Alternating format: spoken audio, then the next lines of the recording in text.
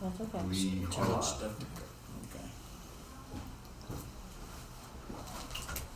Okay. Good evening, everybody. We are just now coming out of closed session and having some guests come in, and we will be starting in just a moment.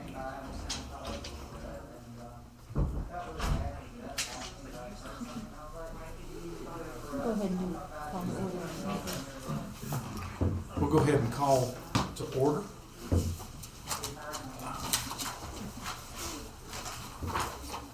I'm gonna go ahead and let the first group of those two and Coleman come in because he needs to start getting his TV stuff. So. Board members are reminded that it is our duty to avoid conflicts of interest and the appearance of conflicts of interest as we handle the work of this board.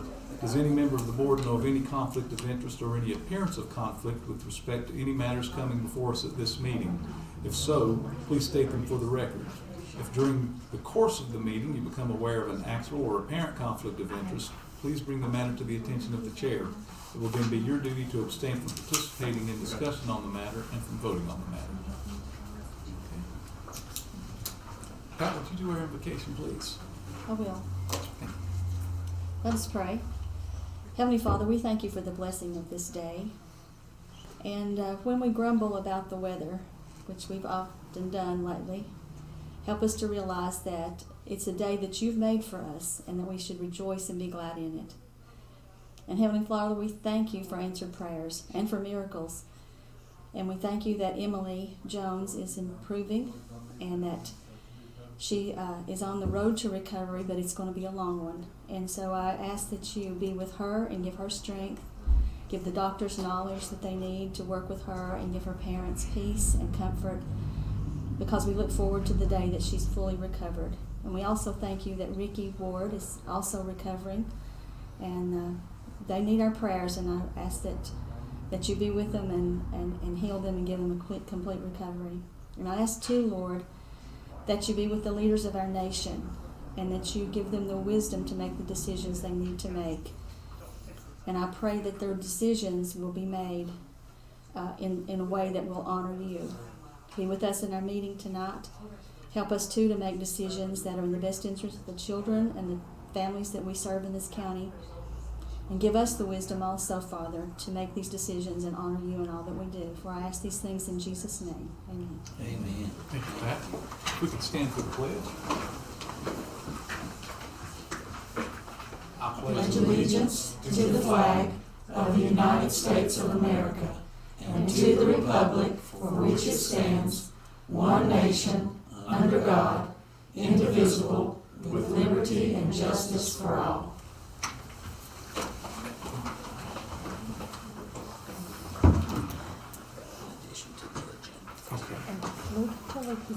Could I have a motion for approval of the open and closed agenda for tonight? And we do have an amendment to the agenda. Yes, Mr. Chairman, members of the board, I'd like to add an item under 21st Century Systems, and item number 9, schedule for face-to-face instruction going forward. Okay. Thank you. Yes, sir. With that addition to the agenda, could I have a motion for approval of the agenda as presented and with the amendment? Make a motion. Thank you, Kathy. Second? I'll second. Thank you, Ruth. Any discussion? All in favor? Thank you. And could I have a motion for approval of the October 13th open minutes? Missed that at some point. We did. Also moved. A second. Thank you. Thank you, Jane. Thank you, Pat. Any discussion? All in favor? Thank you. And could I have a motion for approval of December 8th, 2020 open and closed minutes? I'll make a motion.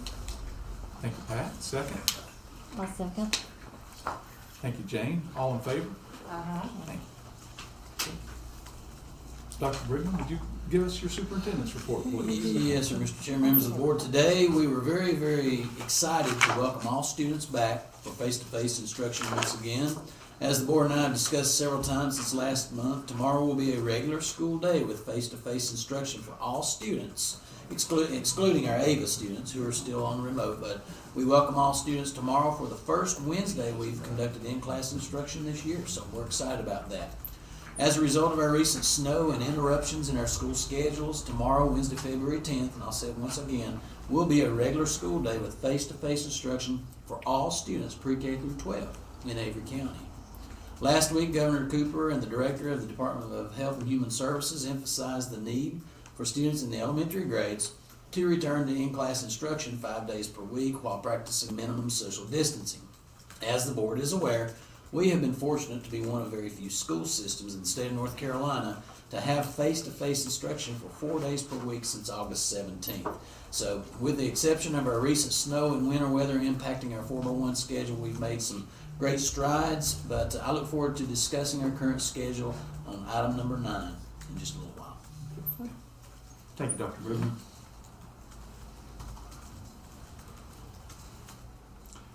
We have recognition. I don't know that we. Yes, we have Matt Michael's Matt here. Michaels with us. Oh, okay. Yeah. And we welcome him. He has put pen to paper or really keyboard strokes to the screen.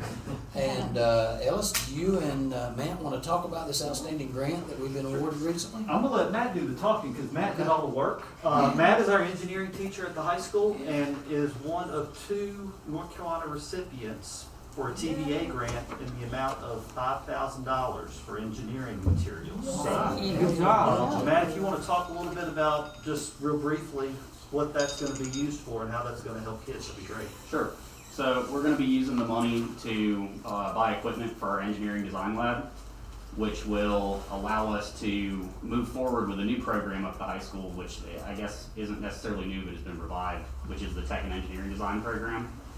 And will allow the kids to get more hands-on experience using tools, and it'll benefit them whether they're planning to go to a 4-year university or out in the trades. We're going to learn about how things work, small engine repair, basic mechanics, or basic mechanic equipment and basic mechanics tools. So it's going to basically outfit our whole lab and really help out that program. That's excellent. That's awesome. Thank you. Congratulations. All right. Thank you, Matt. And also, Mark was part of that. And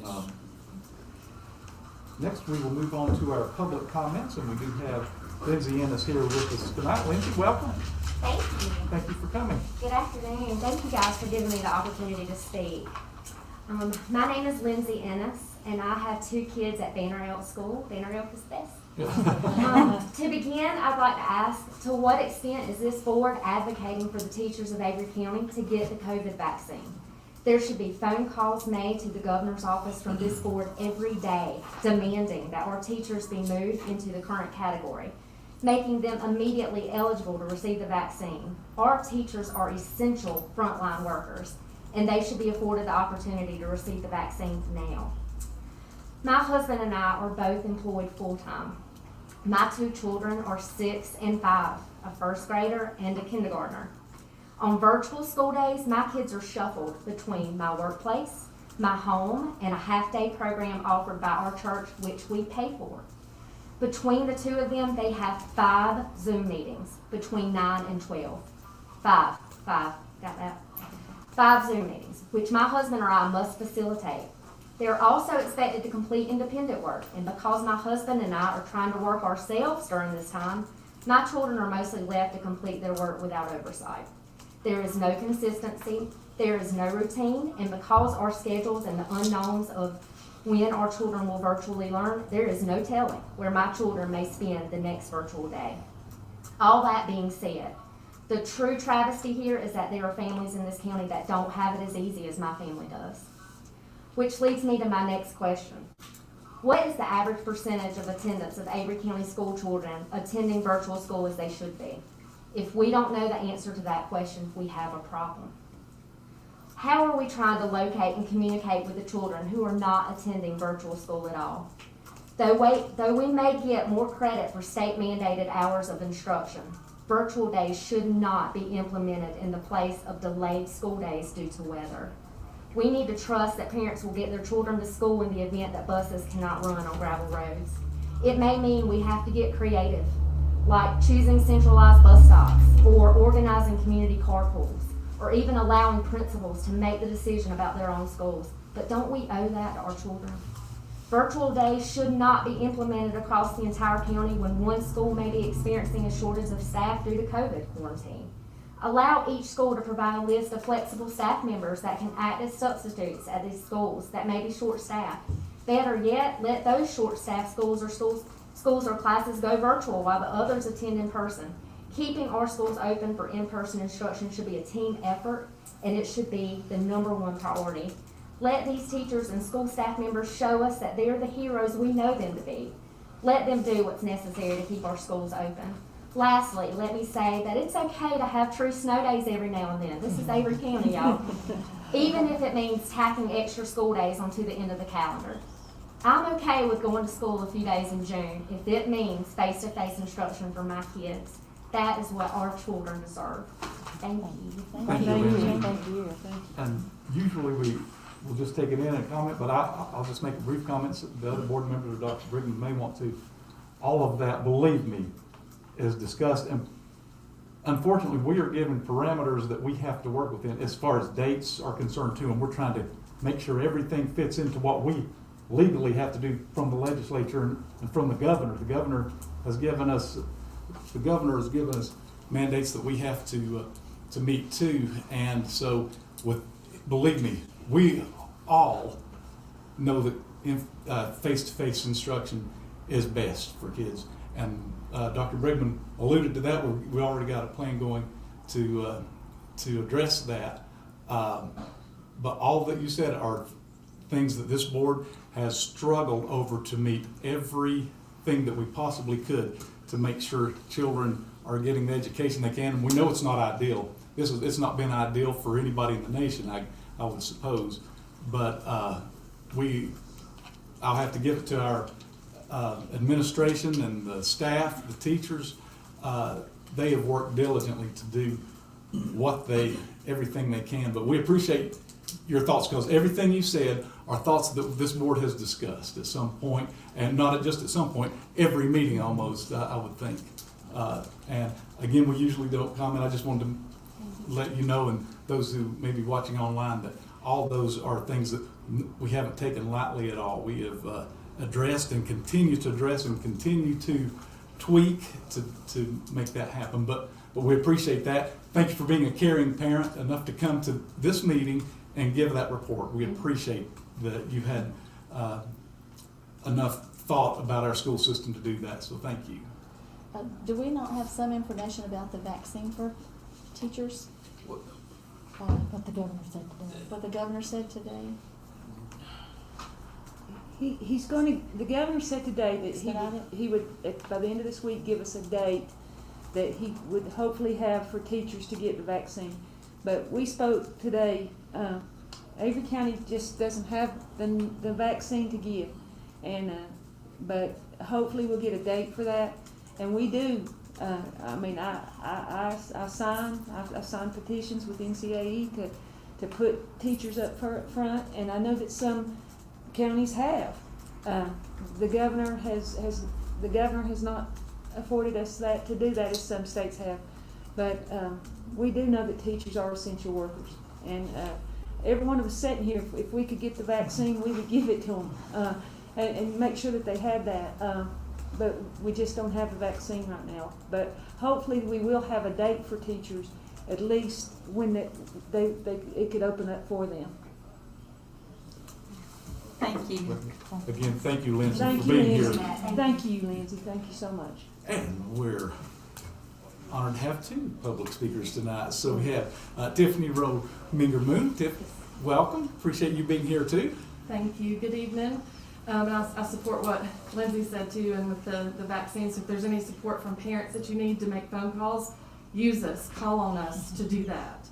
I just want to give some feedback on what remote learning has been like for our family. In December, I've become more involved with the board meetings as COVID hit, because that has had a much more direct impact. And I was struck kind of by the rosy picture that was painted of remote learning in December. So it motivated me to want to to speak to share our story. Keep in mind that this is just one family's story and how this has impacted us, and really let that sink in. This is just one story. My children are both EC students and have parents that are both college educated and employed full time. I only share this to paint an accurate picture and to acknowledge the privilege that we possess. During remote days, I'm the one that's responsible for staying home with our kids, as my husband receives no paid time off with his employment. For me, this means if my kids are to get their work done, I have to sit with them and keep them on task, which results in me working at really odd times, very, very early in the morning, very late at night, and on weekends. Thankfully, I do have a job that is flexible, but this is asking a lot and creates a level of stress that I'm sure will have negative impacts in addition to the impacts of this pandemic. I recognize that I'm also speaking from a place of privilege in having a flexible work schedule and the ability to work from home. There are so many in our community that don't have this option and are literally having to choose between putting food on the table and are their kids getting the education and their schoolwork done. And when you really think about it, they aren't getting a choice. It's really not a choice. They're going to do what they need to. They're going to provide for that family. Prior to COVID, the disparities that existed within our community were great, and now they are even more pronounced and will impact our students for years to come. I know that remote may seem like our only option and that some students may thrive with remote learning, but for the ones that don't, it is simply not equitable and it's not working. It's not equitable for the student that is not only responsible for their work, but also takes on the added burden of watching younger siblings while parents are working. It's not equitable for the students who can't access the internet, even with the hotspot, and have to drive to a location for them to be able to access the same education as others. It's not equitable for the student who has to have structure and encouragement continuously from an adult to be able to complete their work and understand their lessons. Parents are coming home after work and trying to get through it, but it's simply too much when you're already drained from your workday. For parents, it feels like you're failing at one thing or the other, and the trade-off is that you feel like you're failing at work, and when you're not failing at work, you're failing at parenting. So my kids are losing interest and motivation with each remote day that we have. And it's not for a lack of trying on my part, because we have taken things away to get them to do their schoolwork, but it's just not there. Both of my kids can be pretty concrete thinkers, and for them, home is home and school is school, and there's no mixing other than what is usual homework. This has led to a lot of frustration on their part when they already struggle with emotional dysregulation. They have a strong desire to be back in the classroom because they are engaged and they perform better. Pre-COVID, my kids mostly made A's and B's with a couple C's thrown in there, but with the amount of remote learning that is going on, our goal is simply for them to pass so that they remain eligible for sports. I beg you to please seek parents' feedback on an ongoing basis regarding remote learning. Collect data from across all sectors of our county, and have parents engage in developing solutions and not just teachers that are also parents. I will be the first to volunteer, I promise, because I'm burnt out, my kids are burnt out, and I know that our teachers and administrators have to be burnt out. My kids have to get back in school 5 days a week, and I know I cannot be the only parent that feels this way.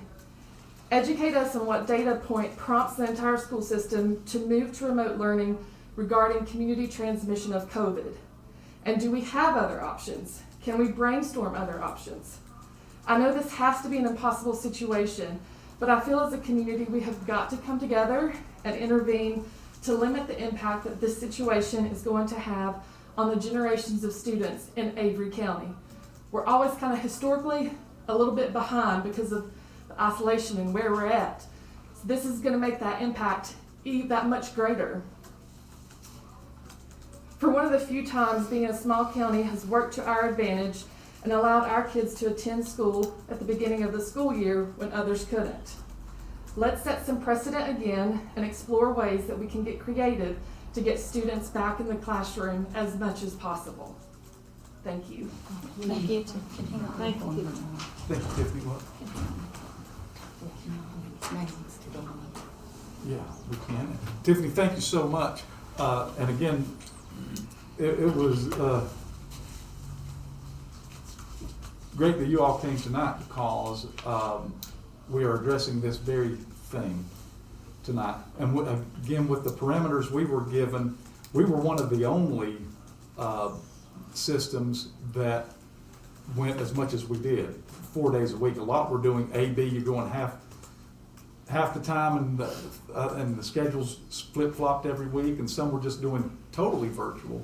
So we understood that the value of that face-to-face, as Lindsay and I were talking about, and so we are addressing that now that the restrictions have loosened up a little bit.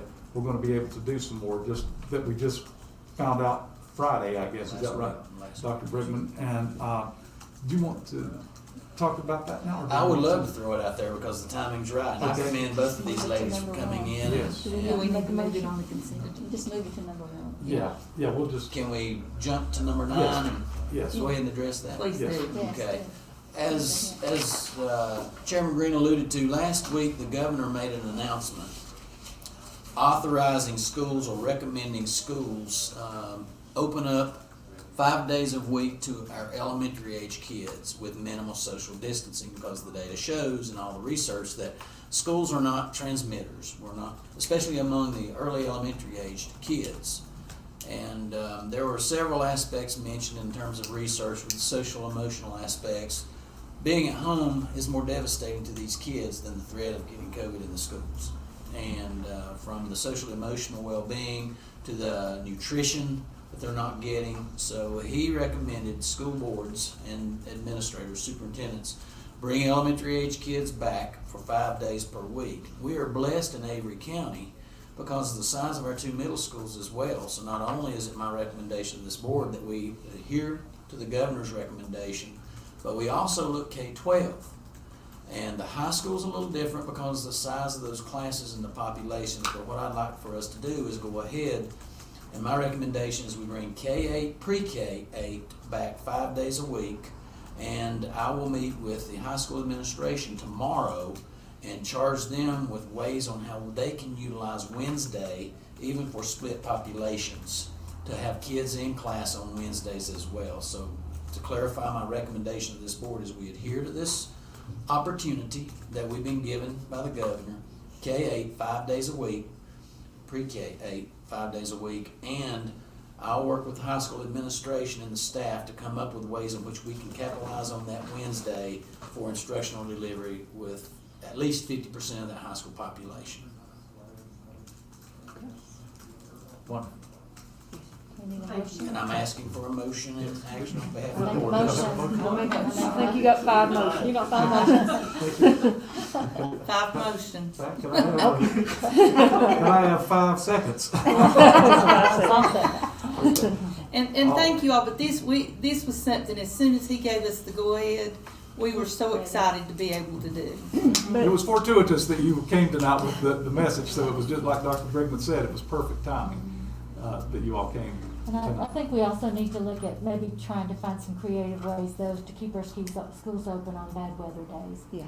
So we're gonna have to look at some, as you said, not all gravel roads, et cetera. So we're gonna have to start getting creative and jump out of the box, because we're not calling them snow days, and remote days are not working for us. So we need to find some ways to keep them as much as possible, as safe as possible. Well, safety is key. I will never risk the life of a young No, person. absolutely And not. I hear you, and I will do my best to exercise the highest level of caution while keeping kids in school. But if in doubt, I'll leave them out, because I don't want to answer to this board, the public, and especially a mother and a father about risking a high school child getting behind the wheel of a car. And that's another thing. The buses are going to be good. They're probably the safest thing on the roads, as we know. It's these 100+ high school kids, parents, and the faculty members getting behind the wheels of cars, and black ice being out there. So and I just want to clarify this too, we check every road very carefully every morning. And I can't say every road. We check all aspects of the county, and it can be sun shining at Riverside and be a blizzard over here in Banner Elk. We do have one high school, so it does impact all the schools when one area has severe weather. But my commitment to our parents is that these calls regarding school cancellations will be thoughtful, and if the weather forecast calls for serious weather on all weather outlets and freezing temperatures, then that's a good indication we're going to have some bad weather in the county. But I sleep very little on inclement weather nights, folks, as your superintendent. I take it very seriously, and it's not reckless, but we've been given a gift this year, a gift of remote learning to compensate for snow weather days. I can remember as a superintendent struggling to meet the calendar laws and going into June. But we've been given a gift to exercise remote learning to maintain some level of academics on snow days. I love snow cream and snowball fights and that. I love snow days growing up in Madison County, and my commitment is we're going to have them. If it's too bad for people to conduct remote learning, as you've seen, we call that snow day. But school safety and the safety of all of our kids is going to be paramount for me as your superintendent, and I never want to risk the life of an employee or a staff member or a parent or a student especially on these inclement weather days. But we'll give it careful thought going forward, and if we can modify the instructional day and do some modified routes to keep kids in school, we're definitely going to continue to do that. Tomorrow we do have some gravel roads that are very dangerous, and that's what my phone went off. That was Mr. Dennis giving the announcement that we're going to have some gravel roads we're not going to be able to travel tomorrow, but we're going to have school, and it'll be on Wednesday. So I'm excited about that, and I hear you, and we'll give it very close watch in terms of inclement weather. Next week's going to be a challenge.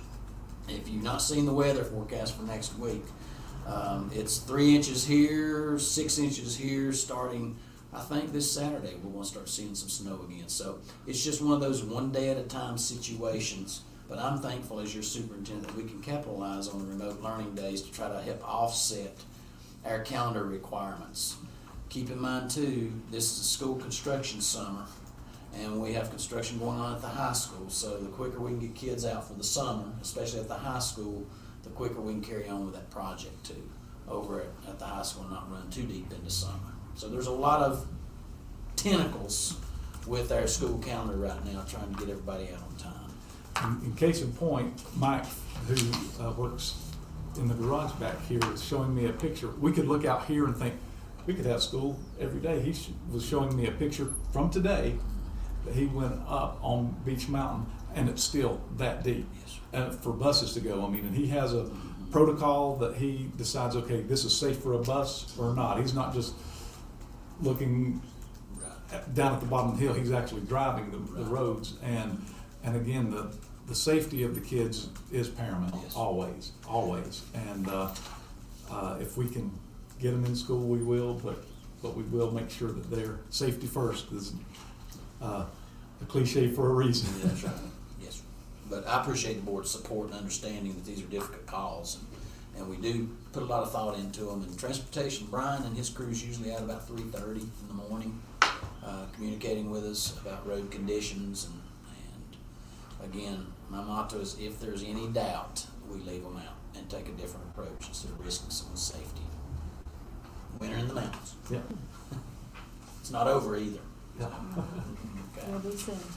But we did 6 vote on weeks. that. It was unanimous. Yes, that was We unanimous. do it 5 times unanimous. 5 times unanimous. Thank you all again. Thank for you, being guys. here. Thank you. Please, Thank you're you, welcome folks. to come back anytime. Thank you. Thank you. Please don't hesitate to call on us. Be careful what you say. Can they grab a bus or substitute? Manage no performer. They were. Well, they're teaching. I mean, they're working. They're working on And it. I'm so thankful I don't have to make a decision. It's a terrible decision. It's a terrible There's decision. not a win-win. I mean, no matter what we do, the best place for kids is in school. Anyway. And our hands are tied with. Is that the only two parents who have to see? Yes. Uh-huh. Okay. Okay. All right, we will move on to our Leadership for Innovation. We have an AVA update, Coleman Bailey. Coleman, welcome and thank you for being here. Welcome, and over here on the monitor, I have, per y'all's request, the teachers of the Avery Virtual Academy. They have zoomed in and working on the presentation with Dennis and how we're doing our different things. I think we've got it set up so that I might need to repeat a question if one comes up. But what we're going to do is take you through a presentation. This is from the Words of Teachers. So I got told that the school board wanted to see the good, the bad, and the ugly. So we're not sugarcoating anything. You're seeing the good, the bad, and the ugly of our virtual school from the words of from the teachers that work them.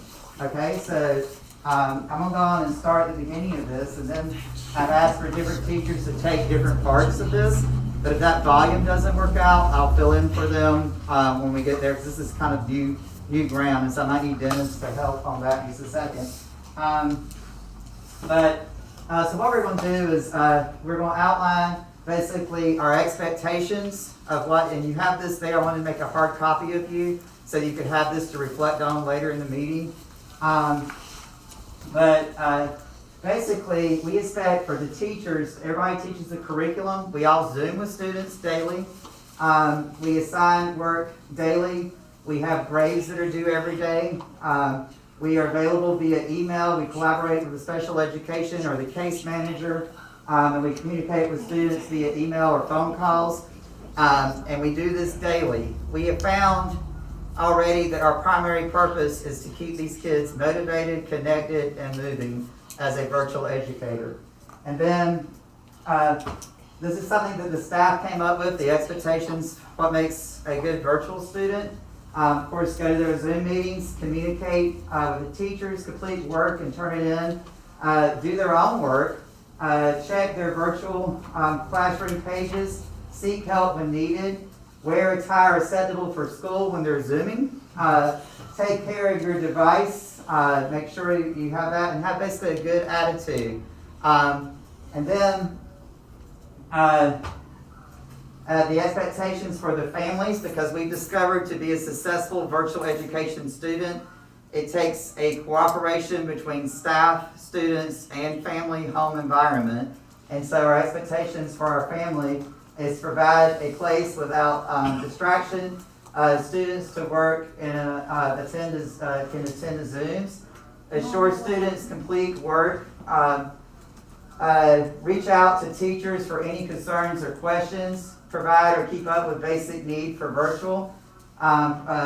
Also provide functional internet, establish a standard learning schedule for each house, respond to teachers' emails and encourage work, support your student in their learning. Another one I think I put on there that didn't quite make this one was we need for them always to keep their constant contact via email, telephone number. When that information changes, since we do not see these students face to face, we have an expectation that whenever that changes, we need to know. And so that's where that is. And then, so what I'm going to do is we're going to see if this works. I think Ashley is going to take the elementary piece, and I'm going to forward it for her. Ashley, can you unmute? Yes. Hey, guys. Can y'all hear her when you turn her Yes. on? Can y'all hear her? Okay. All right. So this is Ashley McPhee, and so this, go ahead, Ashley. Okay, so I'm Ashley McPhee. I am the librarian at Crossmore and Riverside Elementary Schools. But this year, I started off as the 4th and 5th grade ELA. When the numbers changed a little bit, I ended up becoming more of like the librarian technology person. So doing the presentation was right up the alley. So on your piece of paper that Dr. Coleman has gave you is our numbers. Now we have 4.7. You guys know how those numbers work. You all have been in education, how you share numbers and stuff with other places. We have in elementary 92 total, and right there you can see our numbers: kindergarten, 1st, 2nd, 3rd, 4th, and 5th grade. And those have changed a little bit, but for the most part we've had consistency, which is one of the pros that we're going to talk about. This is what the an average school day looks like. Now, I have contacted all of our elementary people and told them, tell me exactly what your day looks like, and I looked at their website. So for the most part, first thing in the morning, 8 to 11:30ish, we are live Zooming. So that is morning meeting, math groups, reading groups, individual groups, that kind of thing. We have a 30-minute break that we tend to check emails, return phone calls if we have any, go to the bathroom and eat lunch, and that kind of thing. After that, we have another 2-hour live session. So most of the time that is science, social studies, or interventions. Sometimes other things. But then from 2 to 3, we have individual one-on-one Zooms. Now, we always record all of our Zooms. That way, if something is questionable, we have it on file. And then from 3 o'clock until whenever we get done, sometimes it's 3:30, sometimes it's 5 or 6 o'clock in the afternoon, we are pre-recording videos for the next day's lesson or so on and so forth. We're planning and we are grading student work. We do have students turning in their work over the internet, just like normal.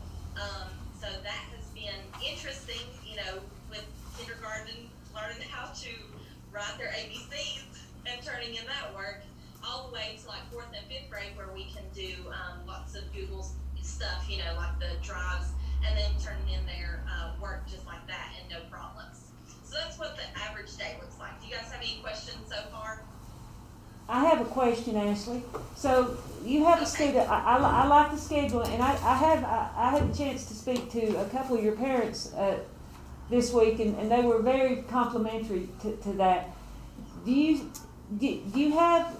see a correlation between the kids at home that have a lot of support as opposed to kids that don't have as much support? Yes. And, Just like hey, you guys do with our remote days.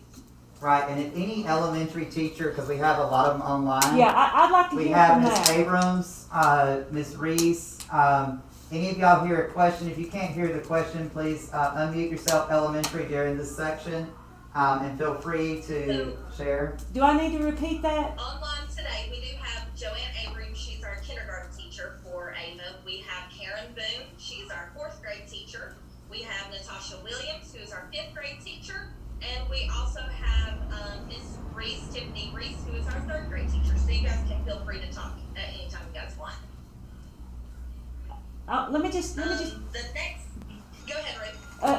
The comment that the parent made, again was very complimentary, but what the parent said is that he would find it difficult if there was not a lot of parent support for that child.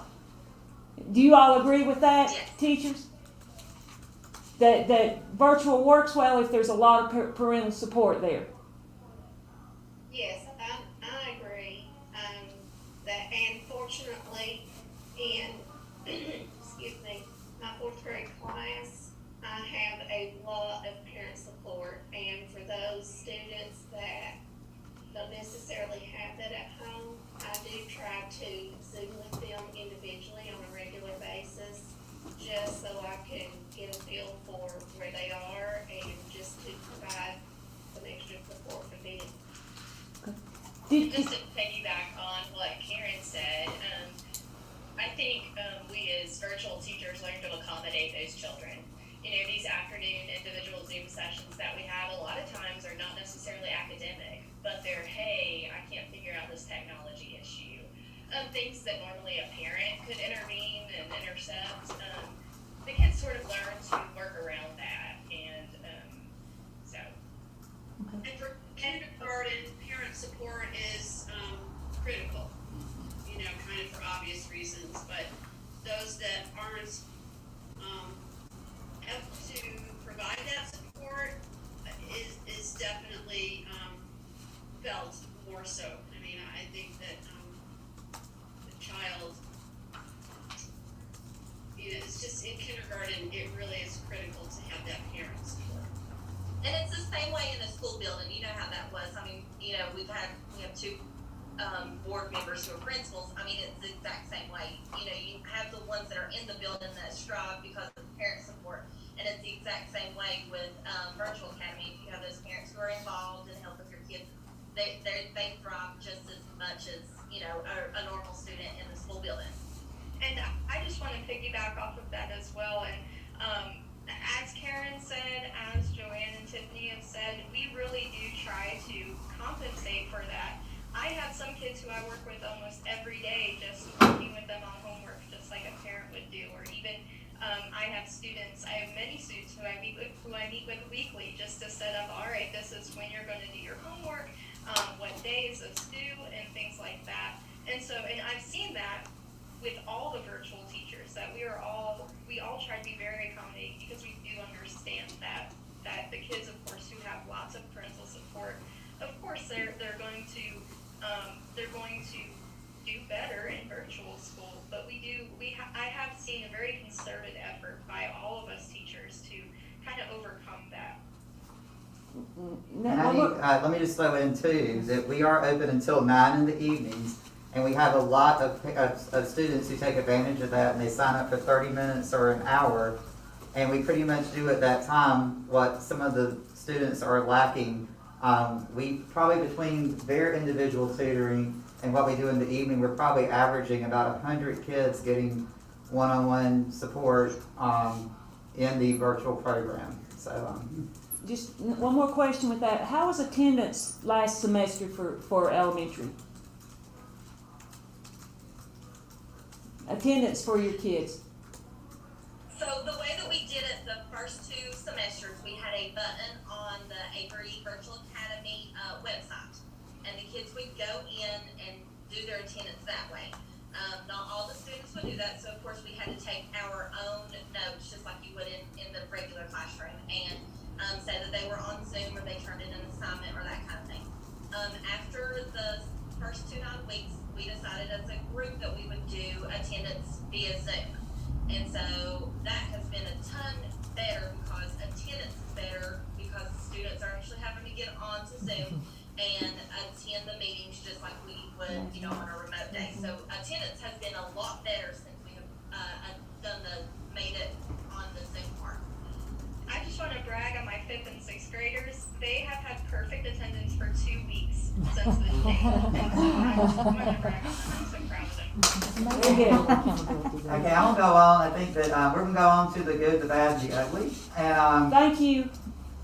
So on this slide, real quick, is the enrichment. That's the only thing that elementary has compared to what middle school and high school have. We have pre-recorded PE lessons that we do each time, that the kids can watch whenever. We have a story time with Grandma Bailey, which is Coleman Bailey's mother, who has been awesome about doing story time with the kids. We have local historian Michael Hardy, who comes and does virtual stuff with the kids on Fridays. We have Grandfather Mountain, who does a K2 lesson, and then a 3-5 lesson, and then me reading to the kids, if that counts.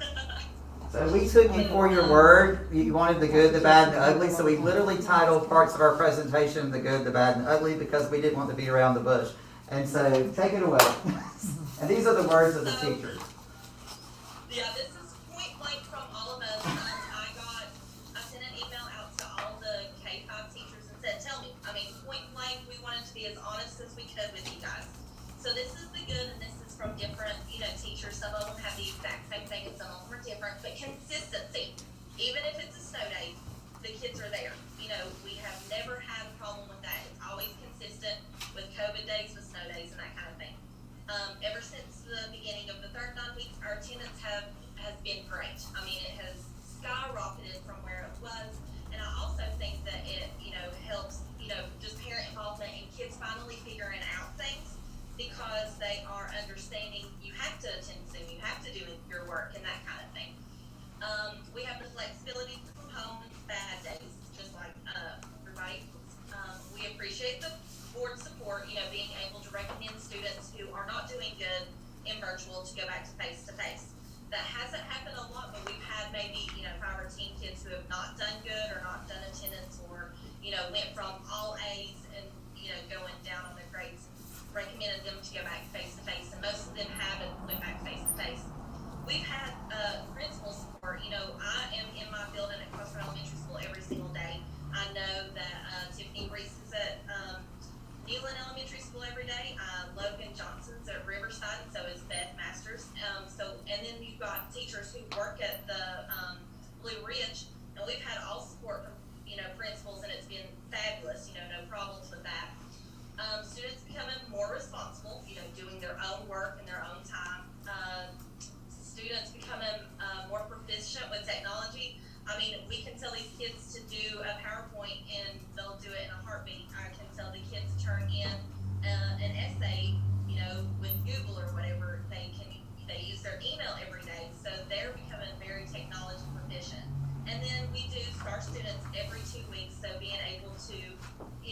say these kids went from this to this, or this kid, has been attendance every day. So just doing Star Student every 2 weeks helps the kids, get their, boost, that kind of thing. So that's good. Does anybody have anything about anybody else? Not good? Okay, so the bad, just feeling like we're skimming the surface, with PD stuff. Lack of communication. Sometimes we have, like for me, and I think I'm the only one, but having 2 principals, and then plus Dr. Bailey being my 3rd principal, just the inconsistency of not, everybody being on the same page. Students don't have support at home, which that has tended to change a little bit, because it seems like after the first 2 9 weeks, students are, who want to be in virtual are there, they're succeeding now. Some students don't take it serious, like being distracted during Zoom, but I think that's normal elementary kids. You always have those kids that are in the classroom who are goofballs anyway. So, that's just the bad part. Students coming and going, the numbers change weekly. It seems like we have kids who parents are scared with COVID stuff, or, with having to go to and from school, having school for a month, not having school for a month. They've decided, coming to Ava or leaving for Ava. And then students limited social ability, not being able to, have that face-to-face conversation and just sit there and talk with their friends and that kind of thing. So like the social ability part doesn't seem, any ideas would be great for us. I think on that one. And then we have our ugly, which, for elementary wasn't that much. More parents, just being, communicating with teachers and checking over work. We're making them be more responsible for the kids instead of, just, read for 30 minutes, that's their homework, and they're having to check over everything. MTSS schedule between, the schools and Ava with the kids who are having a hard time doing this, that, and the other. And then I think the hardest thing is not feeling like you're part of a school, like being left out of your home school, or being left not feeling a part of any school, because even with me, you can't have library at the moment, which, breaks my heart and stuff like that, but, I don't get to see many of the kids, and I don't feel like part of Crossmore or Riverside or even Ava, because I'm the only one in my building, and not everybody's getting to do the same things that I'm doing. So, but that's just the good, the bad, and the ugly. Okay, so the way we have our presentation, and this is what we were asked to do, and we're going to try to get through this, is that we're going to have a K-5 piece, a 6-8 piece, and a 9-12 piece. And it was just to let y'all really know what's going on with our virtual school. And so if you have any questions for our K-5 staff, any more questions or comments? Thank you. Thank you all so much. Appreciate that. Okay, so we're going to move on to the middle school piece now. And so the middle school, we have 2 full-time staff and 8 kind of partial pieces of staff the way we staff our middle school program. We have 85 students currently. We have 25 6th graders, 41 7th graders, and 19 8th graders. These numbers change practically daily. In fact, they've changed even today. May I ask why they're changing? They are changing because a family will discover that we have COVID in the house, and by the time it gets out of our house, between this one having to quarantine and this one having to quarantine, they switch to Ava with principal's permission, so that they can at least get that consistent instruction and go on and have it, not knowing, because if somebody keeps getting sick, you could literally be quarantined for weeks on end. That's the primary reason. So will they stay in Ava till the end of the year? That's what our goal is. We do have some that are in Ava, and then because of, I'm gonna go on and be honest with you, we are probably, during a pandemic, unlike other times probably running a virtual school or something, we're gonna have some changing, because no matter what we do in Avery County Schools, we're going to make the best decision per child. And so even though we say this is the rule, but when we look, these principals are evaluating each individual students and their needs, and so we do have some fluid. Unfortunately, when you're around 300 students, a decision here and a decision there, we are somewhere there's an adjustment being made practically daily, because that's, that's just the nature of our beast right now. So an example, and I think I have, Ms. Williams is a middle school teacher online, and Ms. Love is. Ms. Shadowan was going to join us, but she's doing ski club tonight, so she is not on here right now.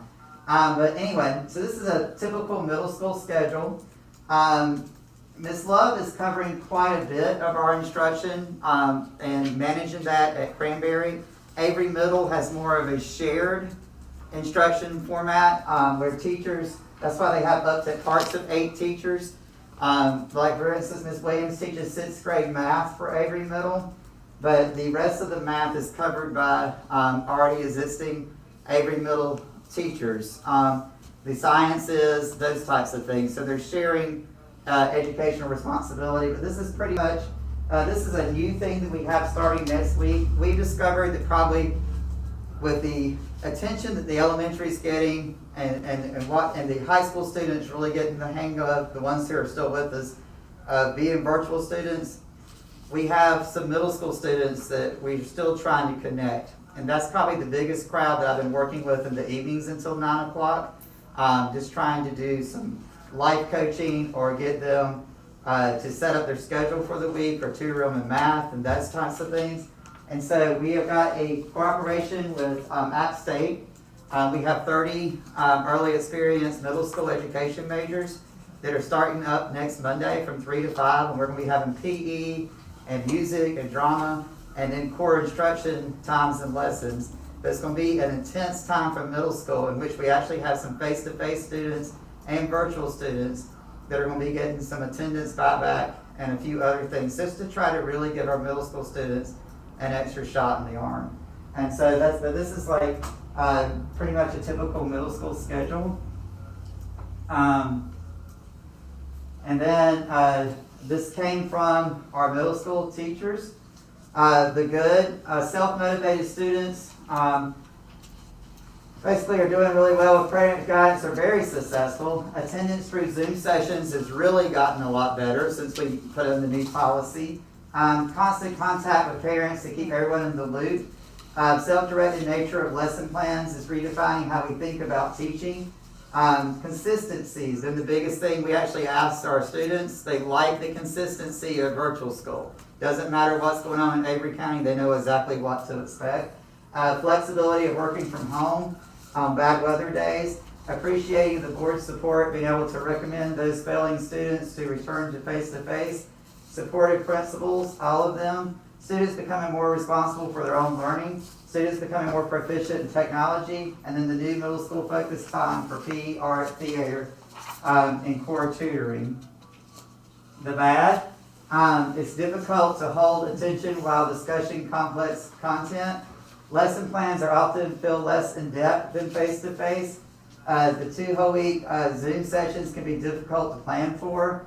Sometimes you over, sometimes you under, because you don't really know how everything's going to flow for that particular lesson. Some students don't have support at home. Students have no socialization. They're missing out on fun school activities, extracurricular activities. This seems to be kind of, we've noticed it more in 7th grade and for some reason in 6th and 8th. I feel like 8th graders are getting excited about high school, and we've kind of been able to trick 6th to think they're still kind of functioning like elementary. But our 7th graders is why we're starting the group next week, because we really want to provide, we're going to have breakout rooms, socialization, and we're going to try to do things to get that crowd back into their education. And apathy among students. And then the ugly. It's difficult to gauge students' mental health when you don't really physically see them. Students without school-related parenting support are getting further behind, and students miss seeing socializing with their face-to-face peers. With my middle school teachers online, do you have any additional comments? Any questions from the school board about middle school? Go ahead. I have some questions for the teachers. Who do I have there? Miss Williams? It's Miss Williams, and Miss Love, I think, is up here. Let me see if I can get her. Miss Love? Yeah, there she is. Hey, Miss Love. Talk to me about attendance last semester in virtual as opposed to this semester. The elementary says it's much better. Talk to me about it. talk to me about last semester and then talk to me about this semester. Attendance. I think you're muted. This is what a Zoom session is. Right,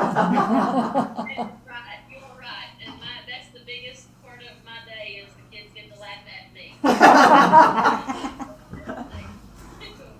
What does Miss Love need to learn for the day? So, I love for that. attendance last semester, I had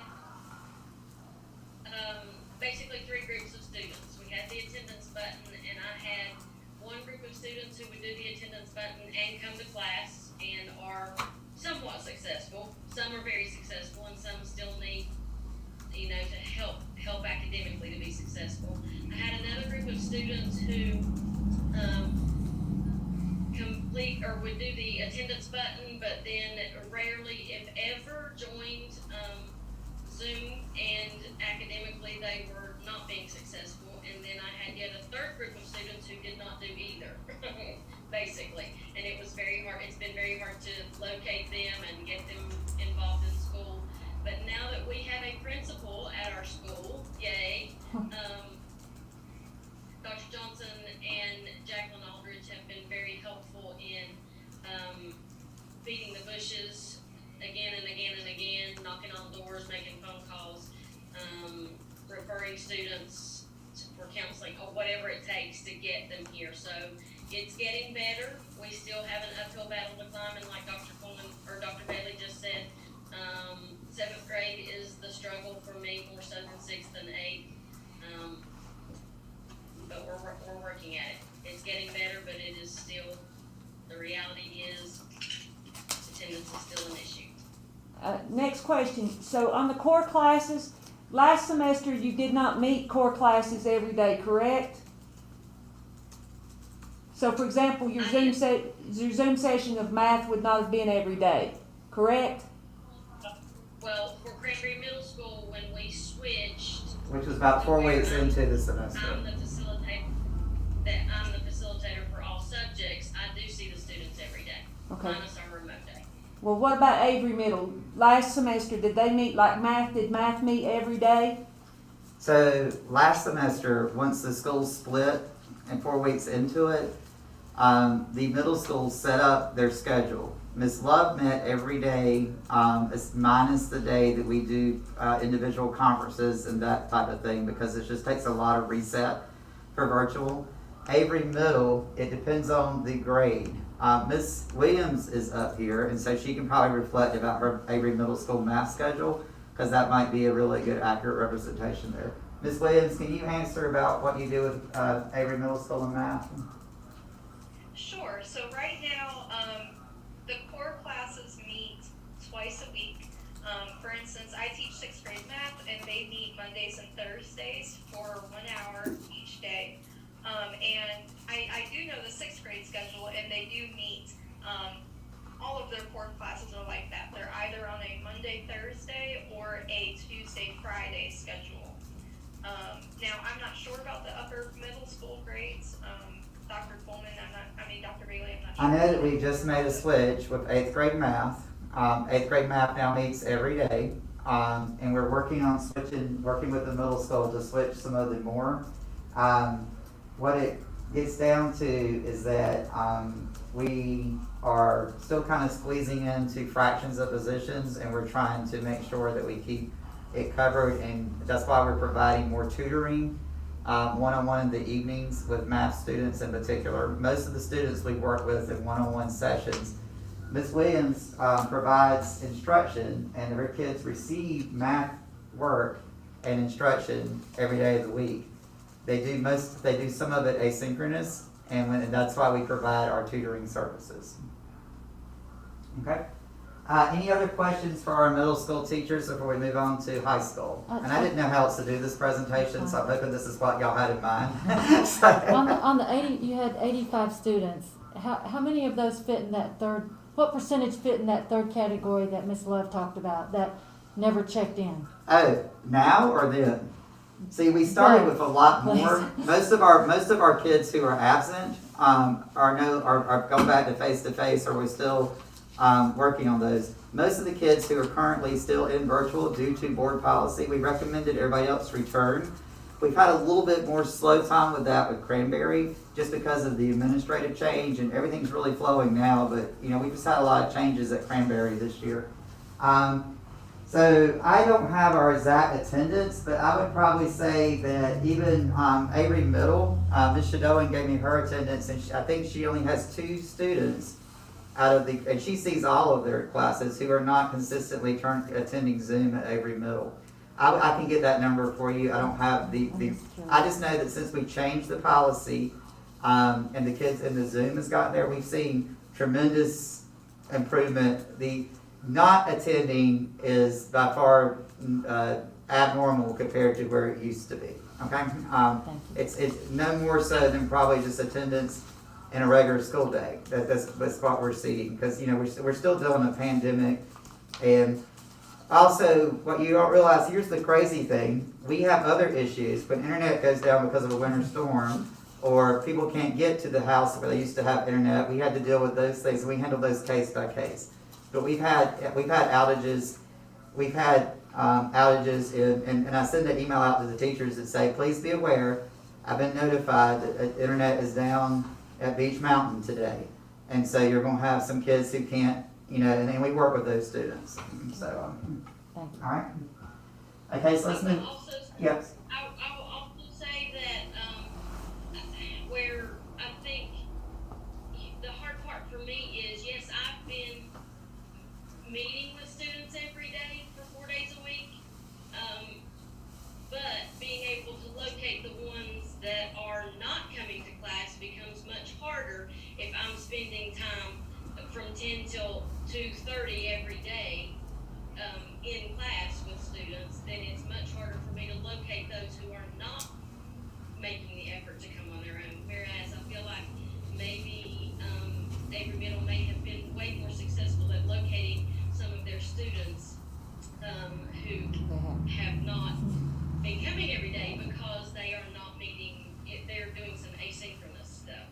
So I think it's a trade-off. And I personally, I don't know that me meeting with students 4 days a week, every day since August or the 4 weeks in, has been the best decision, because I feel like if I wasn't meeting in Zoom for 4.5 hours every single day, then I might have been able to do a better job at emailing and calling and getting other people involved in locating these students who are missing.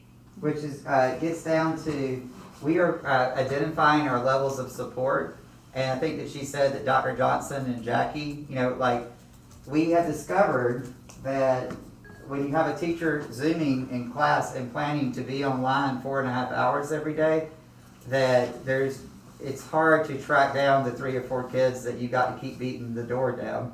And so that's why we're bringing in other avenues of support. I also go out and knock on doors when availability tends itself. Okay, let's move on. And so we're going to bring up, do you have any more for middle school? Are we good? All right, so I asked, is Miss Hawkins on here?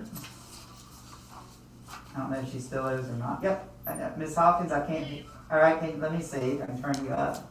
All right, Ms. Hawkins is going to take us through the high school piece, and we have a couple of high school teachers, and then we're going to talk about that. All right? So take it away, Ms. Hawkins. Okay, just as a point of introduction, my name is Dr. Susan Hawkins, and I teach at the high school, and I teach health sciences. And this semester, I'm also teaching a class of biology. So last fall, just to why I am a classroom teacher teaching virtually or with the Virtual Academy, last fall when we put my health science students and my foundations of health science students onto AVA, we realized in October they were not as successful as they needed to be. So I sort of pulled them back in and started teaching them virtually. And in this semester, I started out the semester virtually with 2 sections. So as far now, when as she said AVA, she meant Apex. I'm sorry about that. Ms. Hawkins, you were talking about Apex, right? You started them on Apex? Yes, we were on, health science on Apex. Right. Just because it is since I teach CTE, that's an elective, and the Apex elective just was not appropriate for my students. And we realized that not over at the end of the first 9 weeks. But since then, the numbers, Coleman, you want me to go over the numbers? I guess they have them, but let me do this part right quick. Okay. So currently, as of today, this changed a little bit with the high school. We have 119 students. The first number represents this semester. I just want, just so you could have it here, the other semester was fall semester. Since the high school, you know, when you start a new semester, you basically have a whole new experience in high school. And so, first semester, and then the far number is fall semester. You will notice a couple of, the major difference is 12th grade. 12th grade had a lot of our Blue Ridge students, and we have met with the high school, and we decided to try to put them in face-to-face, and that's why they're not reflected in the virtual school instruction. And also, we had 18 AVA students out of 20 who were trying complete early graduation requirements, and they have finished high school. And so that's where that came from. But you have the rest of them, and I'll move on to the next slide. All right, go ahead, Ms. Hawkins. And so, as far as the good, this is just an example of the teacher schedule. Most of the classes are synchronous. However, we do have some that are asynchronous. Mine, for instance, is asynchronous. Our AVA students one nice thing is the AVA students are completing similar, if not exactly the same assignments as their face-to-face peers, and they are now, many of them are back with the teacher that they would have face-to-face if they were at school. That we do still have single teachers covering multiple subjects. And some teachers cover more than 3 virtual subjects, as you can see on the screen, and rotate instruction. So some of the schedules are the AB schedule, and those are the synchronous classes, tend to be the AB schedule.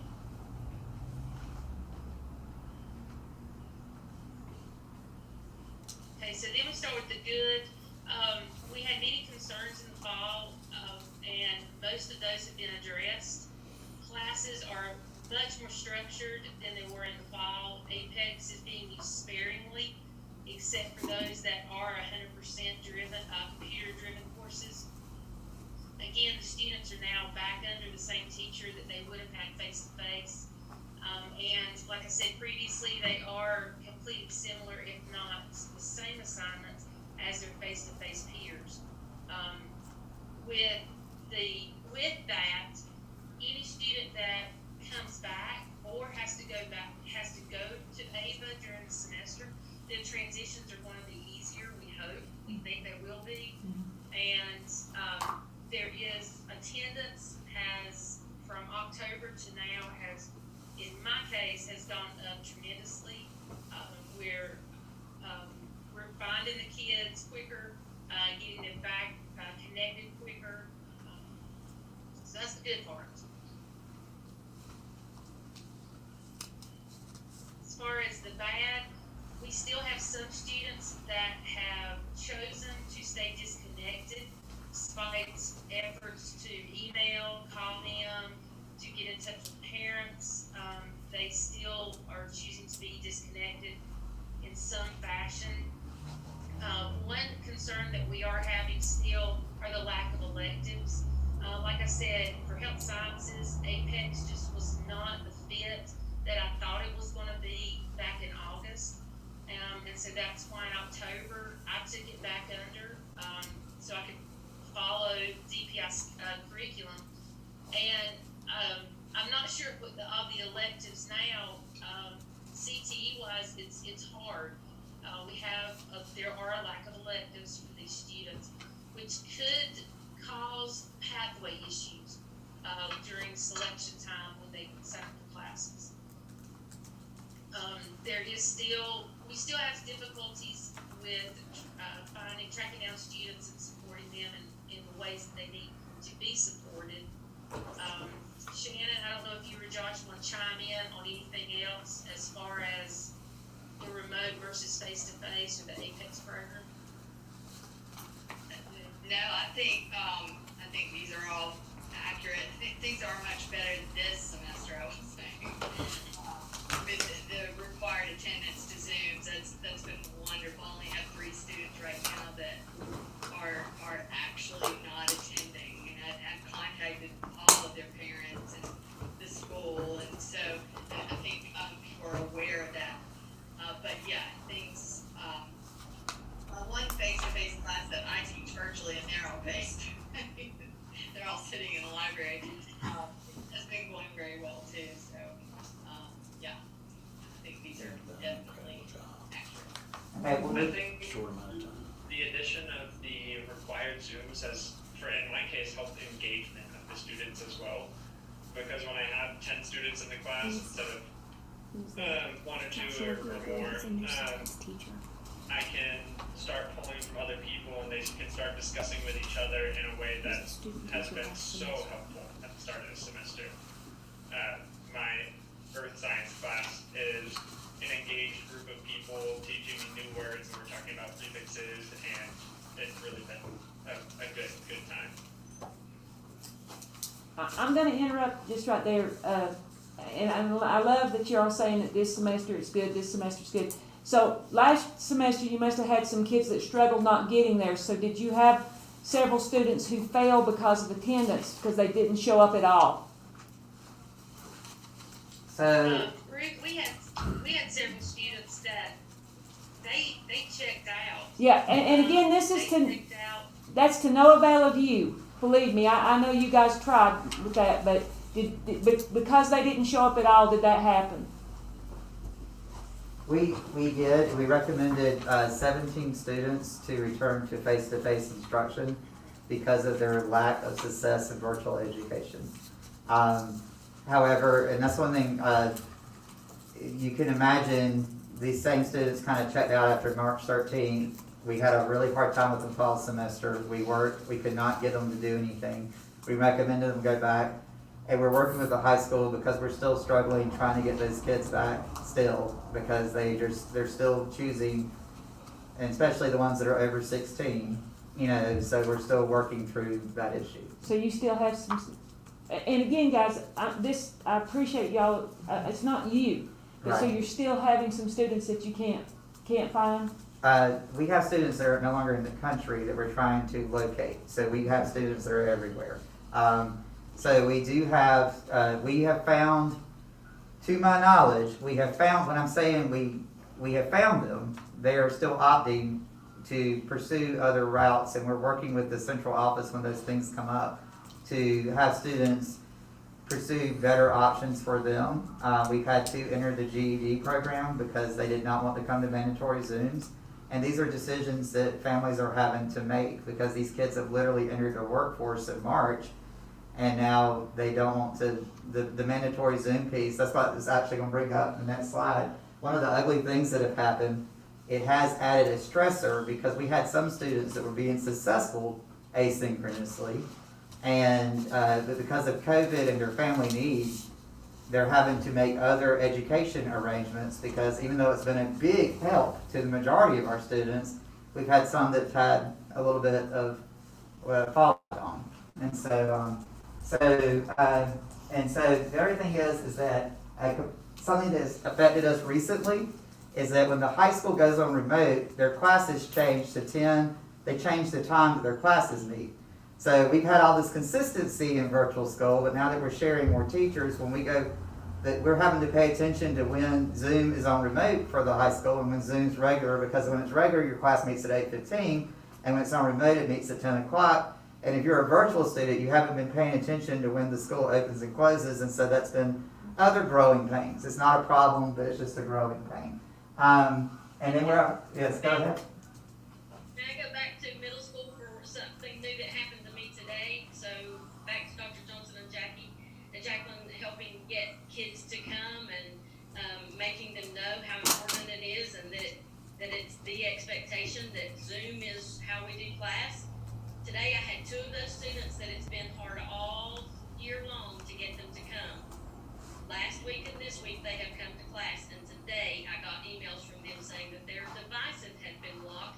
because they had not met the requirements for vaccines.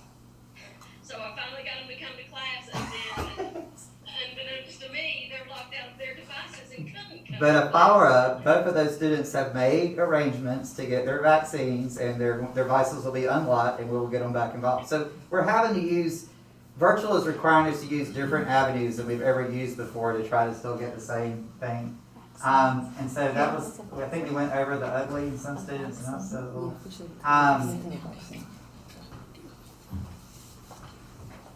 yeah, okay,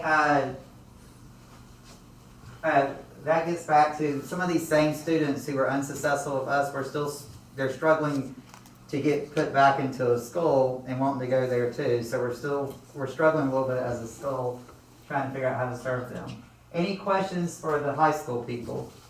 And we're about done. I'm so sorry. I didn't know how else to share a K-12 program with y'all. No, we have to know this. Yeah. How many of the students are taking Apex classes through the Virtual Academy? All of them, probably. So 120 students. We have some, very seldom, well, we got probably, I could pull that exact figure, but most of them are at least in one elective that's 100% computer driven. Now, those classes actually meet with me, and we set up schedules. I could bring that up, but like, we have like a computer, they have a Google form for PE.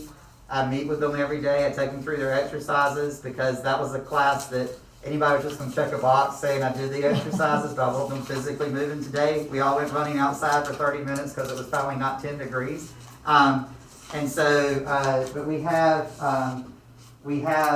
classes like that. We have a meet with the classes that are all computer driven. We still Zoom, and they go over their schedule for the week, what is due. They have a Dropbox on Power School for anything they had to turn in on Apex, so it could be easily accounted for and checked. And they can ask me questions and things like that. So those classes, I'm actually the one that oversees the computer-driven Apex courses. Anybody else have anything else you want to comment or ask our high school staff? Okay. Our EC teachers. Ms. King, I think, was online. Ms. Heckle is out for a little while. She had a procedure done today, and she's turned in this report, and you have the EC report there. What we really wanted to point out to you is that Ms. King started in November. When we started the year, due to the scare and EC populations and parents' concern, we had about 78 EC children in Ava, and now we are currently,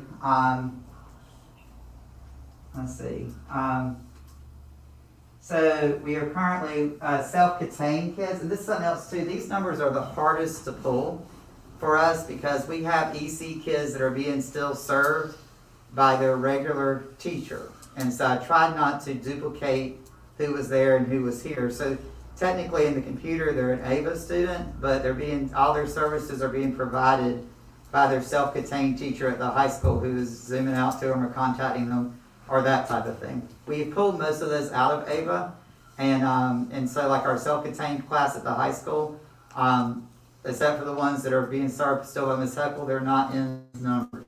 And so if I'm not mistaken, and Ms. King can help me, the way we have the split now is that Ann, even though she's getting ready to transition to a different position, but Ann is working with our resource students in 6th through 12th. Isn't that right, Ann?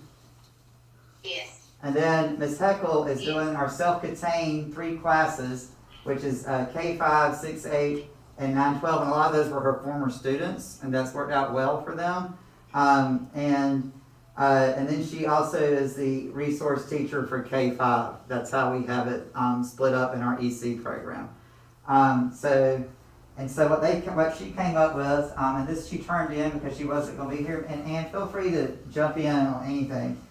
But what she has seen is there's a huge partnership, and she's actually seen her EC students' families actually working on the skills that used to never make it home because they're now working with them with their children. And so she actually seen that's been a big thing.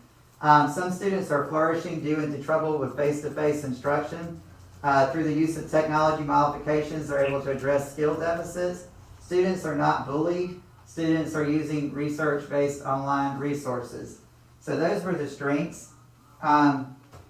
Concern she has is decrease in socialization opportunities. Self-contained students have not been receiving the amount of direct instruction as general education students, and that's because of our scheduling. And we're trying to address that, but we are working on with their families.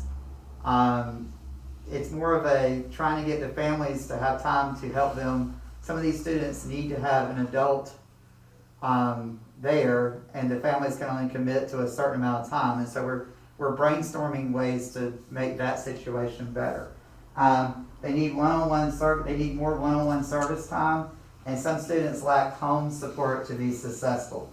And Ms. King really had something to say about that last one.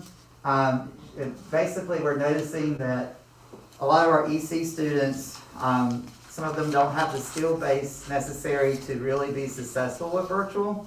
And that's one reason why we're trying to set up more one-on-one times with them. Ms. King, do you have anything you wanted to add about this?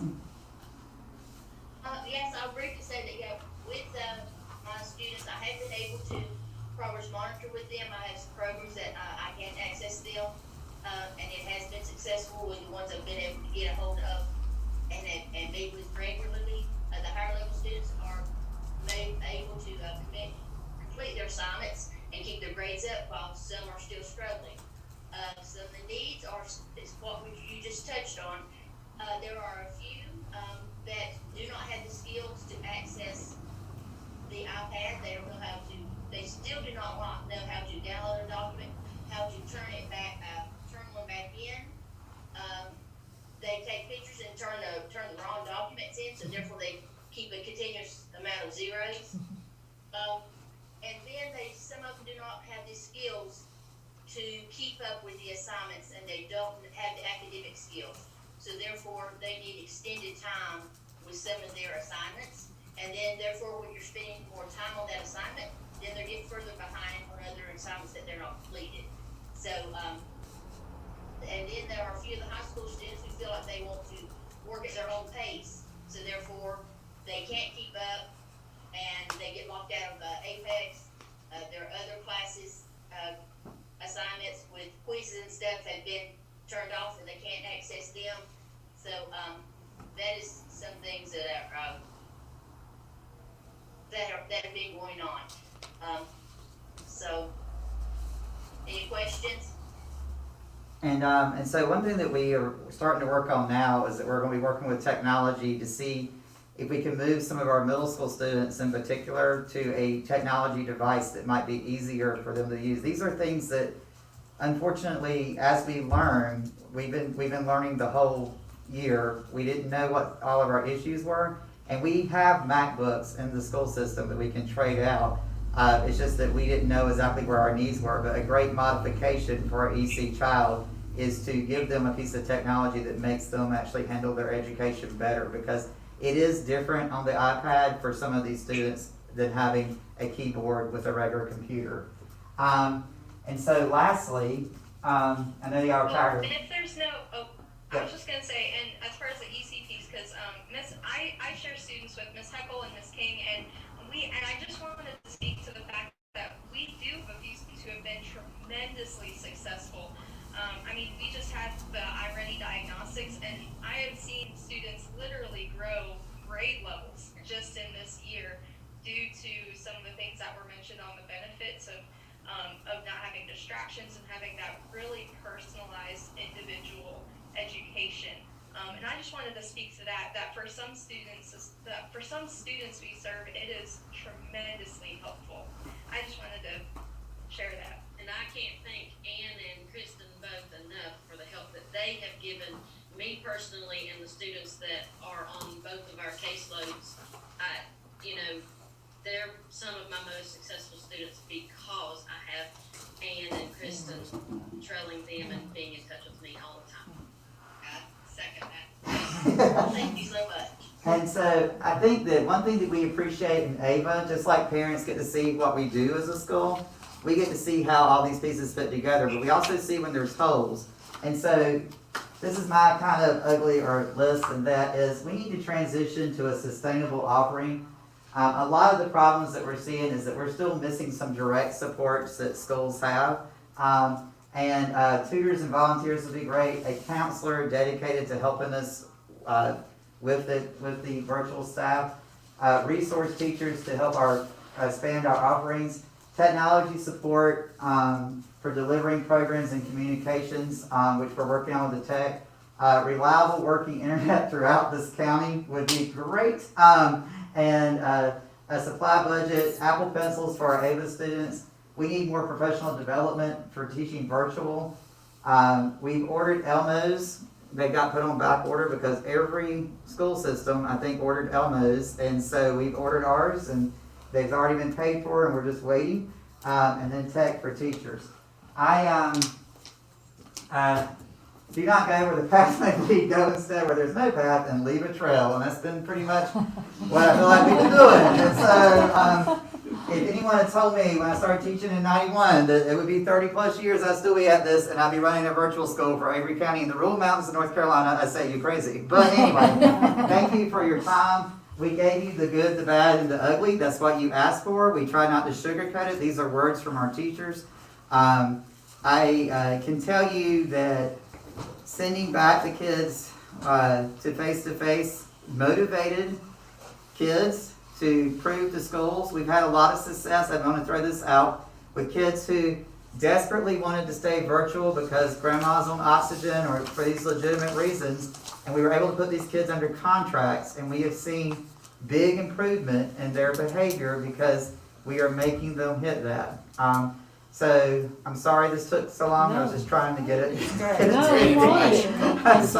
you have any ELL students? Yes, we do. And I realized when we were wrapping that up today that I left that part out. We do have ELL students. In fact, we have meetings that are coming up. You know, and we're still working on that. The Apex program does translate. Probably one of our biggest gaps, and this is what my biggest concern is, and what I've seen with even the ELL students that I'm trying to teach in the classes that I have, is that they learn a lot more English when they're in a public school. Now that they're in their homes, and even though we're going in there, we don't have, it's not quite the same exposure. And so the one reason why we're starting the middle school time is that's going to be a big socialization, PE, other things, and these App State students to try to start filling in some holes with some of these kids that are sliding. And lastly, we did do this because it was required. It was an emergency. And so I feel like that we survived. Now what we're trying to do is figure out what we can do to really make sure that the educational product that we are doing in virtual education, we can stand behind it just like we can anything else in Avery County. That is very important to me. Okay. And that for me, Coleman, this is what I want to make sure. I understand that need, that we have students that need virtual. I don't want a student to go to virtual because they see that as being easier than face to face. That's not what I want. And I think we might have been there, but a lot of these kids, I don't think you have to think, you were. Yeah, but a lot of these kids weren't being successful, and we plugged in ways to make them either successful or we basically and that wasn't your fault. It was the attendance piece. Yes, it was not just the attendance piece though. It was also there was a lot of other factors that were contributing in that besides the attendance piece. A lot of parents had no idea the commitment on the family to be a successful virtual education family. They confused it with what happened from March to May. They were confused about what happened from March to May, and even tonight, there's still, because we had 2 presentations that were wonderful, but there's still confusion about the term virtual and the term remote. We understand it as a school system, but this community still thinks that like every Wednesday is a virtual day. Well, there's a huge difference between a remote day. Well, it's not now. And what I'm saying, but or in a virtual day. You see what I'm saying? Yeah. And so, and the other thing is these teachers. What I just showed them off. But anyway, these teachers. When we started this, none of us had ever done this before, and just where we are now, as educators, and what we're trying to do, we've understood that life coaching and getting these kids to understand how to make their schedules and things that we normally would not be doing is making successful students, and we're teaching kids that are going to have these skills when they go to college and other places, and I really feel that that's going to be a good thing too. But thank you for your support. It has been a crazy year. Thank Coleman, you. thank you. Coleman. Excellent job. Please think if the Thank teachers. them, all of them. Thank them. I accidentally shut them off. I guess we just dropped the mic. Sorry about that. Yeah, you didn't want us bragging on it, but please thank them for us and you. We know that you all have been building this plane as you're flying it, and the hours that you've put in, nobody knows. But you and the Lord. So I'm sorry, I'm Dr. not Brick. But But we do appreciate that, and that it's where it started and where it is right now. We do.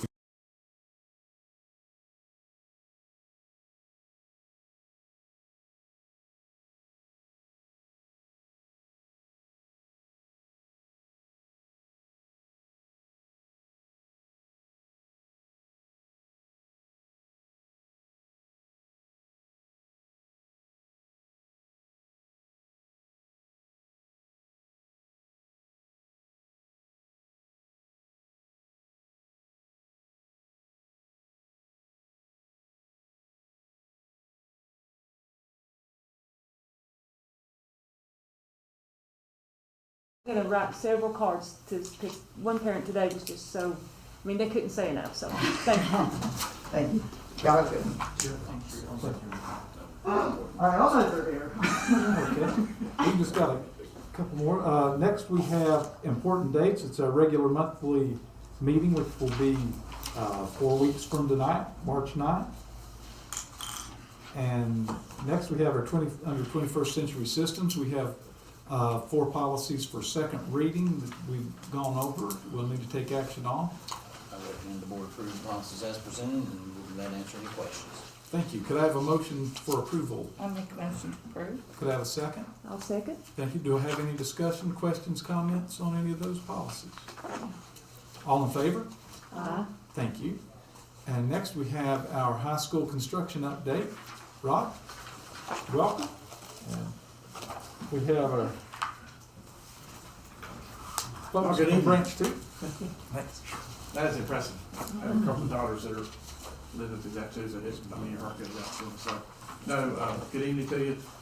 Mike Love, y'all remember from before, as I introduced him before, the thing I think is positive about him, he's a very senior superintendent, but he also brings management, so he's supporting both ends of the project in that way. And new with us is Heather Bowman. She's the project executive, new, but very appreciative of her coming and joining us to contribute brain power and corporate resources from that perspective. I'll just make a few remarks kind of in the theme of the good, the bad, and the ugly. Dr. Friedman, it pained me to write that report to you. Pained me more to read it. I know. I felt you very vividly and very sincerely in your response. I didn't dispute a thing you said. You know, in the last week, we were looking ahead, run some new numbers on the projections, and you know, it's not going to be May, it's going to be June, so that's tough to take.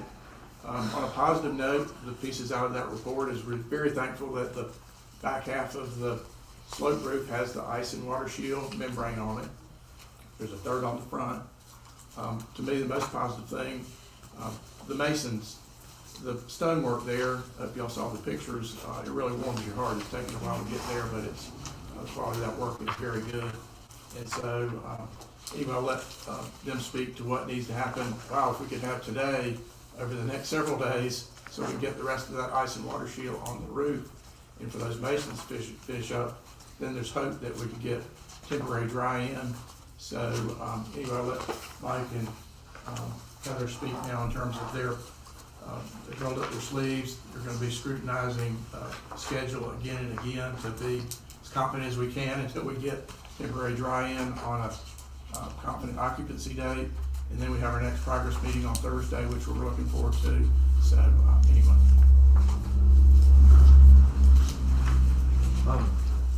Again, I'm Mike Love with Branch. A couple of positive things have been the weather this week. Like you said, the stonework, I think we're on our last column, 90% of the column, so it'll finish tomorrow morning on the stonework, and then we can measure for all the rest of the glass on that big main entrance right beside the gym. We were able to get all the snow off the roof today, off the classroom wing. We actually had some of our own staff up there tied off, shoveling all the snow off, turned a lot more heaters on. And the roofer will be there tomorrow, so the classroom wing, we're confident that they're gonna finish the whole thing tomorrow, so weather won't affect that area anymore. We still have the science wing and the main commons area that we still have to finish the roofing there. A lot of stuff inside is still ongoing. It's not all critical path. We were able to do some more critical path today because of the weather, which was the masonry and a little bit of site work. And hopefully the weather keeps allowing us to do that. We've had some issues with the weather and a few other things as well lately, but we are revising the schedule. We had met earlier today with Dr. Brigman and a few others, and confident the school is starting to come together and look good. Still things we have to work through, like everybody knows, I guess. But we're working diligently, and it's going to be successful in the end. All under roof in your update, Mr. Johnson, it cited it was completed. Work has continued though within the facility despite, as long as subs can show up, work can continue in the facility. Yeah, the welders obviously, they bring their own heat with them. All the tradesmen in terms of the plumbing mechanical, but they need that rest of that ice and water shield because literally the second floor is a bit of an ice rink. The moisture comes through the structural roof, so once the ice and water shield membrane's added later, then it can really get true temporary drying. So, Rob, the only thing that I'm just recalling back, and we had this discussion earlier, I guess, I don't know if it was October, November, whenever it was, when April was moved, the date was moved to April. And we asked then, is this the drop dead date? No more. And we were assured that April was the last delay. Since then, we've had 2 more.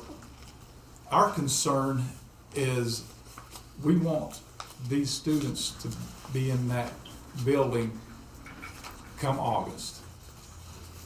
We're looking at some more winter, and we know that the timeline for doing that, getting the demolition done, and the asbestos abatement that we have to do before we do other things, and the timeline. There, from my estimation, and again, I'll admit I'm a novice at construction. I've helped on a few construction projects, much smaller scale than this, but just looking at that, there's no room for any error on that. No, none at all. Right. The schedule now, the 2-story doesn't get done, then the rest of the dominoes can't be pushed over. You're right, it's a simple recipe. You gotta get step 1, 2 done in order for 3, 4, 5 the interior to get onto their interior renovations. These are not exactly analogous, but it's like we have a date we have to get our kids in school at a certain time. We've got a deadline or a starting date that we can't budge on. The state mandates that. We've got a date that we've got to have them out by. We've got to have all this instruction, the hours and the days met, and we have to deal with weather and COVID and all this stuff too. And we just have we've done whatever it takes to do to get that. And I know, again, it's not exactly the same because there's a lot of other contingencies that you all have to deal with too. But from the standpoint of the people of Avery County who are paying for this, the school board and staff, and most of all our kids, we are going to be sorely, sorely disappointed, and I wouldn't be shortchanging it. I think if I said some people are going to be irate if we don't have school starting this fall there. Now I'm speaking for myself, not the entire board here, but they may want to chime in too. And we're just getting concerned that we move that timeline again to June, knowing that even after we do that, we've got a lot of stuff to do before those kids can enter that building. I mean, I don't know what can be done. I can't go up there and lay brick, or I would, I guess. And I know that that's not the only problem, but I don't know what to ask. We asked for assurances before and got them, but it didn't stick. So what can you tell us? I mean, we're on, Plain truth is in the next 2 weeks, next 2 or 3 weeks is the most critical. We know the back's to the wall now. You know, when you slide inside, you slid as much as fluff or flexibility that the schedule has, because this phase needs to be done, the 2-story, so the other phase can follow behind it. And there's a few critical areas that decisions have to be made, and we spoke about those earlier before we came to the meeting, and we're going to meet again early Thursday before our meeting that we have with everyone, and try and work out some of those areas, because there's a few things that are holding up a whole lot of stuff that we have to work through, and it's a challenge, and it's going to be a challenge, but we have to continue to work as a team and get through it. It's our charge to them to remove barriers instead of move timelines.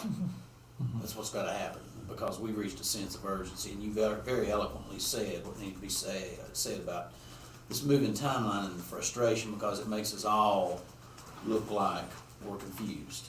And evidently there's very limited accountability in adhering to a deadline and responding in a sense of urgency. I spoke with the county manager today, and he and I are both in agreement. We need a joint work session with this board and the county commission, and we need Mr. Johnson to be there, and we'll invite branch builders to be there too. And we hope you will set your calendar for the 23rd of February. And that's, I think, 2 weeks from tonight, if my calendar's right, at 5 o'clock at the Agriculture Center. The purpose of this joint meeting will be to get timely updates from Branch Builds and Boomerang Design, specifically confirmation on the anticipated project completion and anticipated CO of our new addition at the high school. We're going to have to nail it down. So we hope you can attend, and I hope that's the board's agreement to join neatly, and at that point in time, we're going to hold you accountable, Mr. Johnson, to tell us what's going to happen. I'll be their support branch. That's their contractual. You're the architect, and you're responsible to work with Branch on nailing down a timeline, and let's hold to it. And that's what's going to be an expectation at that meeting. No more moving timelines. We've got to recover this project. I cannot, as a superintendent, open up school August 17th, and I know the wish of this board is to have our kids in a pandemic, coming out of a pandemic, walking into a $20 million facility August 17th. I don't want to have to explain why we're not, the county commission and our taxpayers in this county. We're in that situation of urgency. And if there is any further delays, I hope you and I can talk about that before it's put in an email and announced.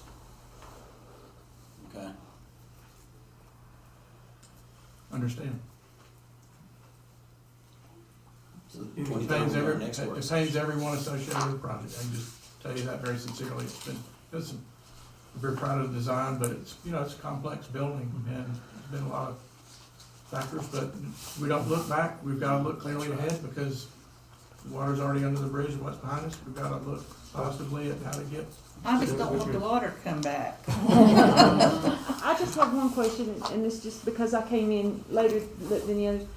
So this date that you gave us, that includes the destruction of the 100 and 200 pod as well? No, ma'am. Oh, dear Lord. no, that'll happen after. We've got to have, that needs to start probably June 1 is what we're figuring. As soon as the kids are out, we need to do So that. the kids would be in it a year? I mean, so No, just so they're out this They can spring. go, yeah, as long as they're out by June. But by the time we in the fall, the destruction would be done. Well, I know we're asking a lot, Dr. No. And But I'm just a little bit Yes. confused because I came in at the end. There's a couple of steps that have to occur before we can do the demolition. First of all, we have to do the asbestos abatement, which we have to have kids out of there while we abate the asbestos. That is with NEO. Okay. So we've been researching ways, how can we do that abatement in a quick manner? So June 1st, NEO can start demolition on the 100 pod. The 100 pod has to be removed now. We just found out it has to be removed before the addition can be completely finished. because of some brickwork and some retainer walls. Okay. And the soil nailing wall has to be removed. So Okay. we're finding this out as we go along. So there's several steps have to occur, so we're trying to strategize to see how we can remove barriers, and you all are gonna do that in a minute when we present these change orders to you. We're gonna remove some things that are holding up the project. So we're looking at ways in which we can get in and take care of some of these priorities between now and June 1. So June 1, when those kids are gone for the summer, maximum work's gonna be done to get this project completed.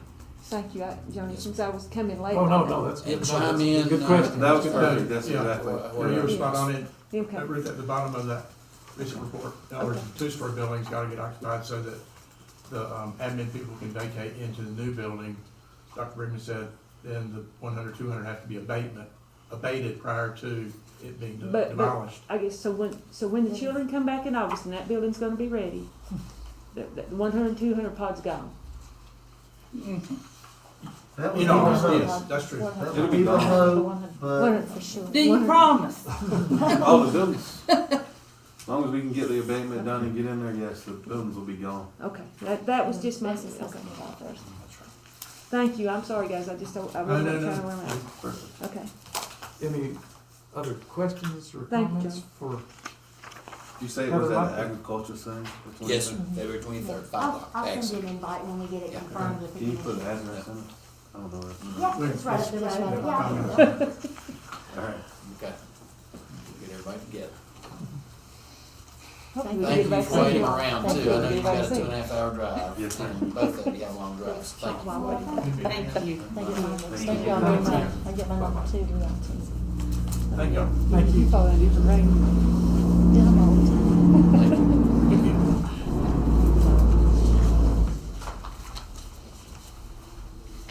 All right. Moving on.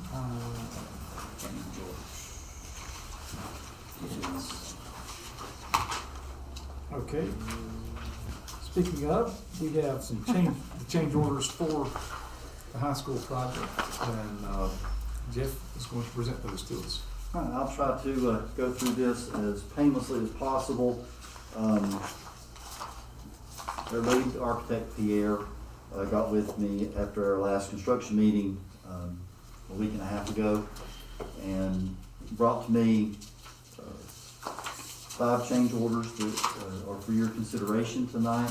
One of them, I'm going to ask that we decline, and I'll explain that when we get to that point. In your notebooks, Stephanie has tabbed where these are so that Thank you, as we go Stephanie. through this, you'll know where I'm at, because I will just try to fly. All right, change order number 46, and I did provide you a summary page, just to kind of give you the short version. But change order 46 is the first one in your packet, and this is the one that I'm going to ask that we decline. And this is for classroom data conduits. And earlier in the project, back in September, we had a meeting with the IT department, Mountain Heritage, who will be our vendor, pulling the data wire for the project, and then everybody else, Branch, Boomerang. And one of the things that was asked was, could we add a third conduit into the system? The plans only detail 2. And so they provided us the information. It would cost $2,071.47. When I got back with Eric, he said, no thank you, for $2,000 we can deal with that ourselves. So we're not asking for that, even though it's just $2,000, we'd rather just forego and move on. However, you're the board, that is your decision. I'll just recommend. Number 44 is the next change order that's in your packet, and this is for what is known as parapet framing. And ultimately, this is a $1,559 change order. This is coming from our roofing manufacturer as a recommendation. The area where the low slope roof that will be over the commons area, where the mezzanine and everything going into the gym are, there's a low slope roof, and it connects to the high wall going up to the corridor connecting into the building. where that is connecting, it was originally designed to be a brick veneer. So we've got the steel studs, and then on outside of the steel studs will be brick, so that everything matches outside, and that's architects or artists to some extent, so that was what they were thinking. The roofing manufacturer come back and he suggested that we change that, because in the event of snow load, like what we would have had this last week, as that snow sat on that low sloped roof, it would begin to melt, it would be drawn into the brick, and would create water problems internally later on. So he suggested that we take the brick, instead of putting brick, we put up a piece of plywood, and they actually put the waterproof fascia board, that they would be using the same material that would be actually waterproofing the roof. And it's less than $1,600. I'd like to recommend that, because that would save us some heartache and disappointment much later on as the water begins to seep into the building. And will allow that project to carry on Yes. tomorrow. Yeah, and they're kind of waiting for us to make that decision so they can begin that process of what they need to do with that area, because that roof is there, and they're ready to begin the process of connecting that roof to the wall. Number 33 is some mechanical changes that we are having to deal with after the Department of Insurance and Diener reviewed the plans. We need to install 2 additional fire dampers that were not in the original project. Based on their review, we're required to do it. So unfortunately, our hands are tied, but it's only $1,152.94. Change order number 23, science lab changes. I made you aware several months ago concerning the science labs and the fact that our science department had not actually had an opportunity to review the plans, and there were several items that were in the original design that the science department asked could we change. And we did have an opportunity. The plans called for 4 vent hoods, to suck the fumes out of the classrooms. There were 4 vent hoods in the science room that required the vent hood. We don't need 4. The science department said we really only need 1. So what we were able to do was take 3 of the vent hoods out and then add back the items that the science department said we would really appreciate if we could get this into the science lab, because without it, it really isn't going to be much of a science lab. So in all of that, we were able to provide, and I listed it out on the summary page, there's 7 things that we added to the science labs, and the net difference is $2,000, $1,997, and we'll have gas at each student table, at the teacher table. We'll have sinks and water. So not only will they be able to, or before it was going to be at the student or the teacher demo desk, and the students would just have to watch, but they wouldn't be able to participate. Now all the students will actually have the ability to perform the labs at their station in each of these rooms. So that's been an added benefit to the project for very minimal cost. The last one is change order number 47. This work has already been completed, so this is just a technicality. We talked about having to dig the ditch from the back of the building to the front of the building, and we all knew that there was going to be some rock involved. So our engineering inspection agency, F&R, has verified the actual volume of rock that was removed, and it's going to cost $65,382.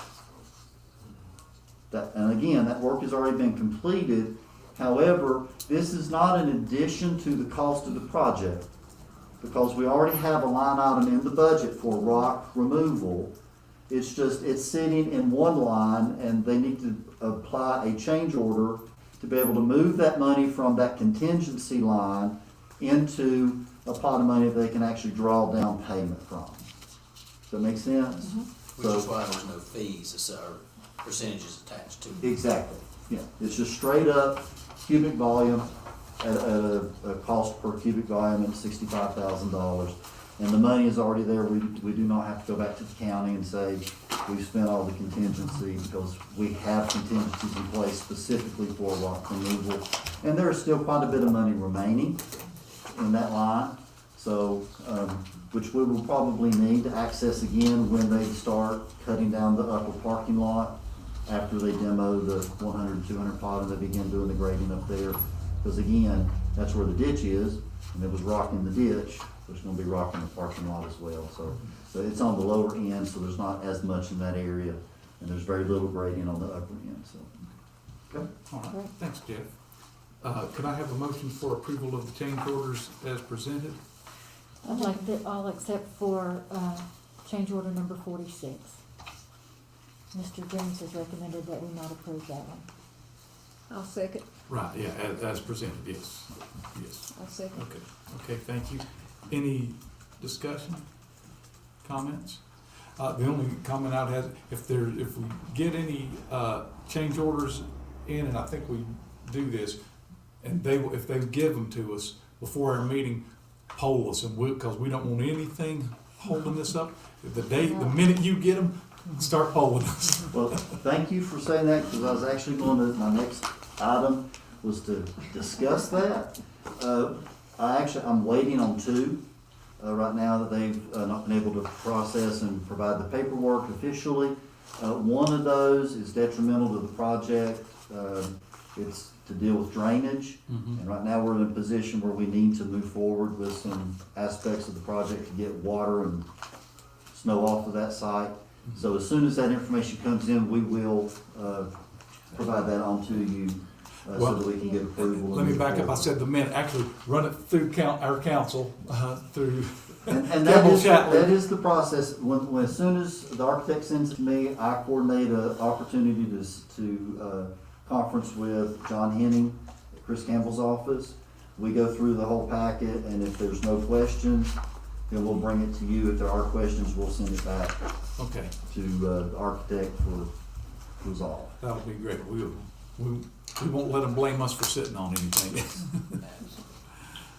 All right. I'm sorry. All in favor? Thank you. Sorry. My fault. Trying to hurry. The next change order that we have does not deal with high school project. It's with the Crossmore Roof project. And when Nelson Hall was here 2 board meetings ago, gave an update. He did mention to you that there was going to be an additional change order come to us for weather days. And that information has been provided. And what they are requesting is an additional 38 days toward the contract.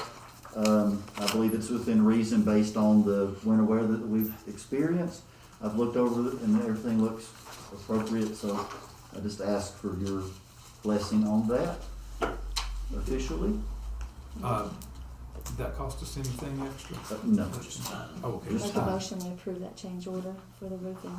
I second it. Thank you. Any discussion? All in favor? Aye. Thank you. Thank you, Jeff. Thank you.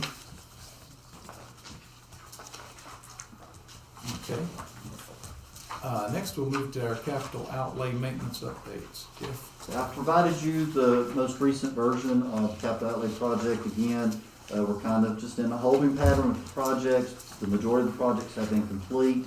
I have been in contact with Mountain Heritage and the Newland Intercom. We've been able to secure all of the materials to repair the intercom or to replace the intercom at Newland.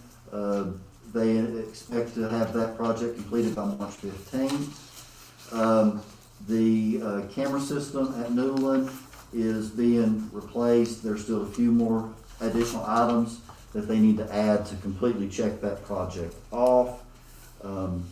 They will begin starting, started last week on the Avery Middle project. So, and both the Newland and the Avery Middle camera project, that's going through the county, through the safety grant that the Sheriff's Department received. So as a point of information, I'm just letting you know that these projects are going on, but it's not coming out of our budget. And then Cranberry Middle School freedom trails have been completed. Newland, and Avery Middle, they expect to have done by the end of March. I was asked this afternoon, just off the cuff. Do you know when the vape detectors may be fully installed at the high school? The vape detectors are installed at the high school. What we have to do is coordinate with the vendor to do the training, because they will not release the activation until the training has been completed. So it's something that Eric has been working on but has not been successful. So apparently I'm gonna have to call the company. So, However I can yeah. help. So it's just a matter of So getting. we're good to go on the installation. We're good, just we're good to go. It's just a matter of getting a training on the book so that they'll release the activation. Are we installing these and the parts we're gonna destroy? No. Good No. It's the workers. Excellent question. That is Get them in, we're gonna knock them down. That is a great question, and that is one thing that Mike Buchanan and I have been discussing is we're going to have a scavenger hunt, and we're going to make sure that nothing is in the 100 and 200 pod that is worth anything before we let Branch and them loose with bulldozers. So, There and may then be at some the things we bottom. want to put in there. Well, actually, that's kind of my thought is what we're going to do is we're going to take stuff out of was the that in 100, there? 500, 600 pod Yeah. and swap it out with the good stuff and let them haul it off Yeah. rather than us hauling it. I'll never That's my plan. That's right, just kidding. That's my Never plan. care. So we hope, there's one, and just in all seriousness, there will be a lot of coordination and a lot of logistics when it comes to this summer, dealing with abatement, demolition, and installation of new, moving of old. So it's going to be a very, very busy summer for everyone, and we're looking forward to it. All right, so that's the maintenance report. Okay. Unless thank there's you, any Ted. questions. And while you're up, if you want to just go ahead. Budget amendment? Let's roll. All right, the budget amendment, it's rather lengthy as far as the number of pages, but we won't go through every page unless it's what you absolutely desire. But ultimately, budget amendment 4 will add $78,320.30 to our total budget. It's coming to us in two separate funds. One is the federal fund, and that's a $13,388 addition, and that is from PRC 165, which is, hold on, I just lost it. It is part of the governor's COVID project, and David Reed wrote the application. We received $13,388 to apply toward, I believe it's Apex. It has to deal with the digital curriculum that we're using, so we'll be using COVID funds to assist, especially since you just heard Dr. Bailey talk about all the avenues that the virtual academy is having to explore. The second addition is coming to us from State Public School Fund, $64,932.30. Ultimately, the bulk of this money is coming to us from PRC 45, which was teacher bonuses that were paid out. It's a guaranteed revenue source. So until we actually pay the amounts, we really don't know how much the adjustment will be. Those were reconciled. We have reported everything to the state. So it ended up being $66,689 that went out to our teachers for one-time bonuses. And that was part of the budget bill for the 2021 school year. In addition, we did receive $1,061 for substitutes in PRC 3, $237 in interest in the technology budget, and we do show that we're going to have a reduction of $3,055 in transportation. So that all said and done is a $64,932 increase to the state fund. And then, lastly, the last page is capital outlay. This is no change to the budget in total. It's just adjusting individual budget lines where we have completed projects. Some projects come under budget, some projects come over budget, and we're just having to make adjustments so that each project is in line. So once the auditors come in this summer, they won't fuss at me. That is the budget amendment. Okay. We'll approve budget amendments as presented. Thank you, Dr. Bridgman. Could I have a motion for approval of budget amendments? I'll make that motion. Thank you, Jane. Second, thank you, Kathy. Any discussion, questions for Jeff? All in favor? Thank you. Thank you all. Thanks, sir. Thank you. And next we have our school mental health support personnel report. Dennis Brown. Hey, Dennis. Hello. Let me see. This report that came to Mr. James and myself last week. It is a legislatively mandated report. Session Law 2019-222, House Bill 75 requires that we report by February 15th the status of our school mental health personnel for the calendar year ending prior to that. So these numbers are based on year ending December 31st, 2020. And we see within school personnel, we have currently 2 psychologists. We had 2 psychologists last year, no change. Guidance, we have 5 this year. We had 6 last year. That was a decrease by 1. And social workers, we have 1 this year, 1 last year, no change. And then our school nurses, we have 3 last year and this year for no change. Okay. Any questions or comments for Dennis? Thank you. Yes, Thank you, Dennis. Appreciate that.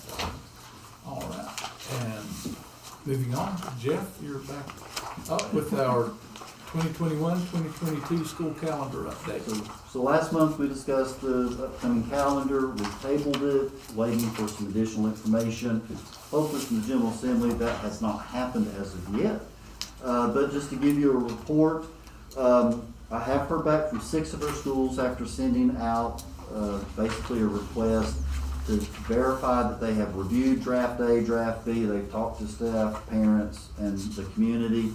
6 schools have responded. The majority are coming back saying that they prefer draft B. There were a few that did say that they like draft A, but the majority are coming back with draft B, which is the 180-day version of the calendar. And the only question, there's been 2 questions that were asked. One was concerning the hours, because basically on those drafts, what I put at the top is a 6-hour school day. Basically, I just went with a 6-hour day, 4 90-minute periods at the high school to figure out where the 1,025th hour would occur. My response was, well, the actual length of the school day has not been set for the 21-22 school year, but once it is, it will be updated, and then the 1,025th hour will be placed appropriately. The second question was, they would like for us to let them know as soon as we can when we will know if they will be allowed to have remote days next year. And the response to that is not within our control. That is within the legislation as they develop the upcoming calendar law for the 21-22 school year.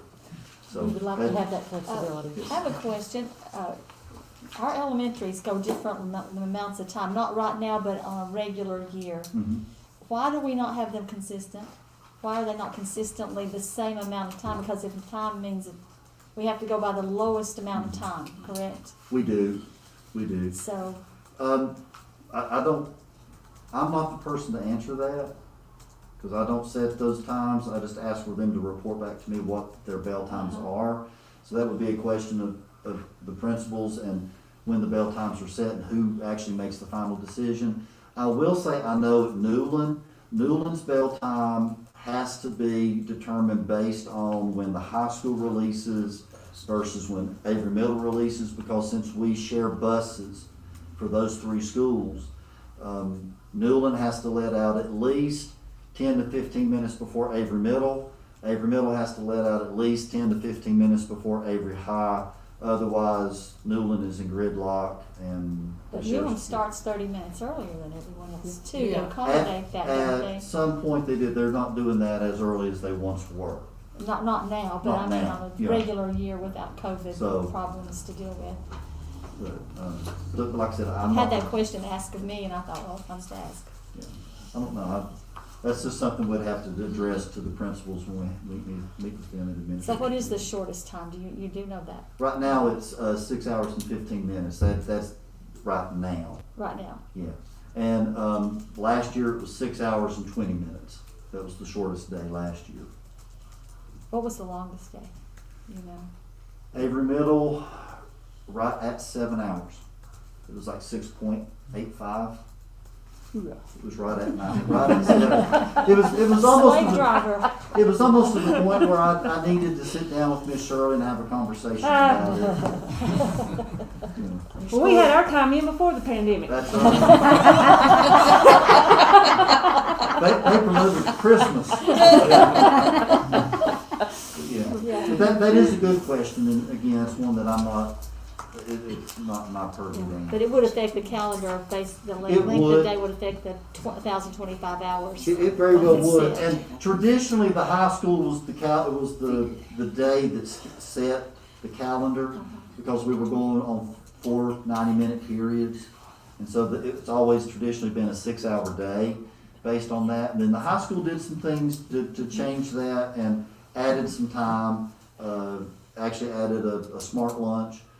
And when they did that, we could actually continue to count that in the day rather than just a normal lunch period. So we made some adjustments over time to try to pad the day so that we could get more hours in.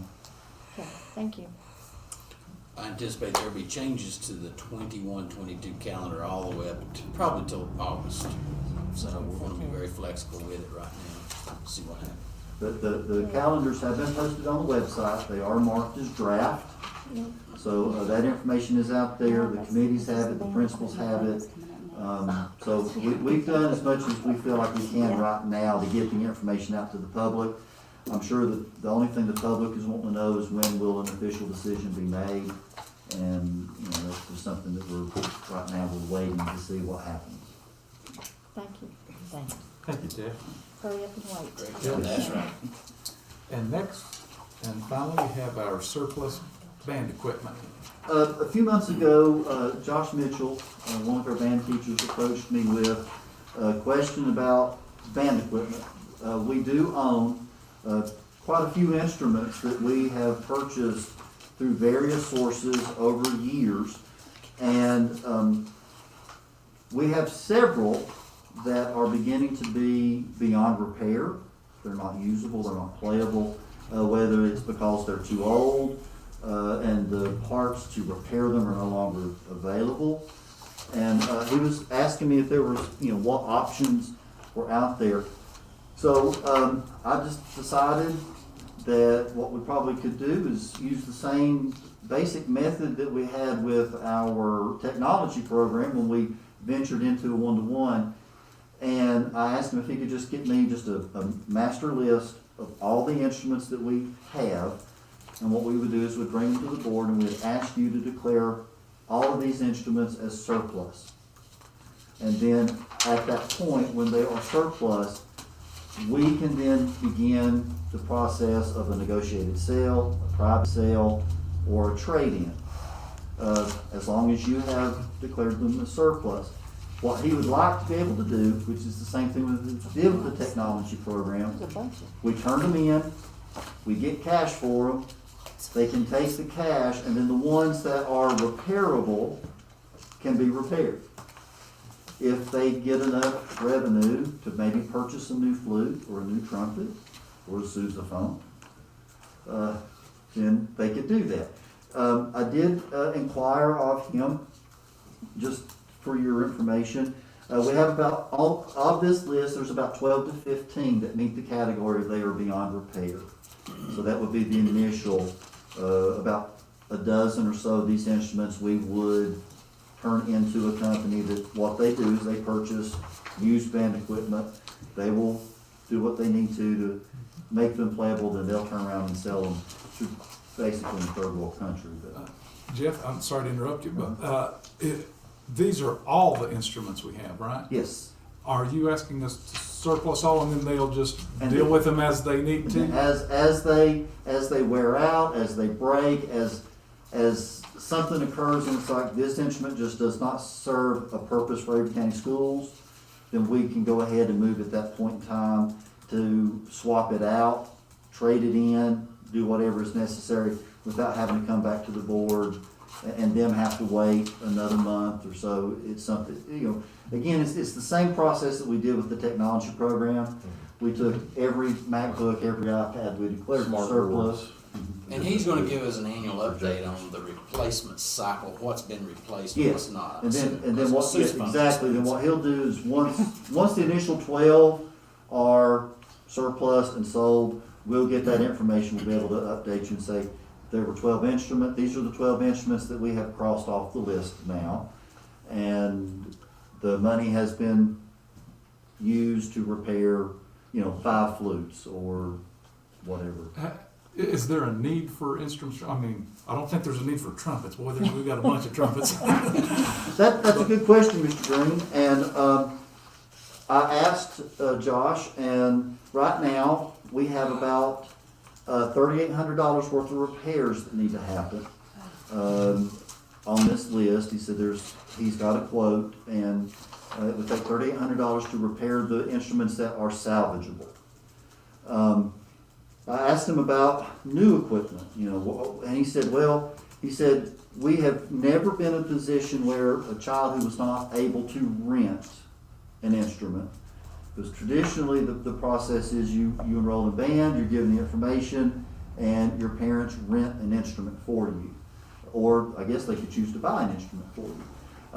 Parents who are not able to do that, this batch of instruments is what they go to. Say, okay, well, you can't afford to rent, you can't afford to buy, here's your trumpet that we're going to loan you to use during your time in band. He said that every kid who can't rent has been able to use one. He said he did have a student enter band today, and he did hand out the last instrument, and he didn't tell me what instrument it was, but he did say, so today was the last day, or the last instrument for that.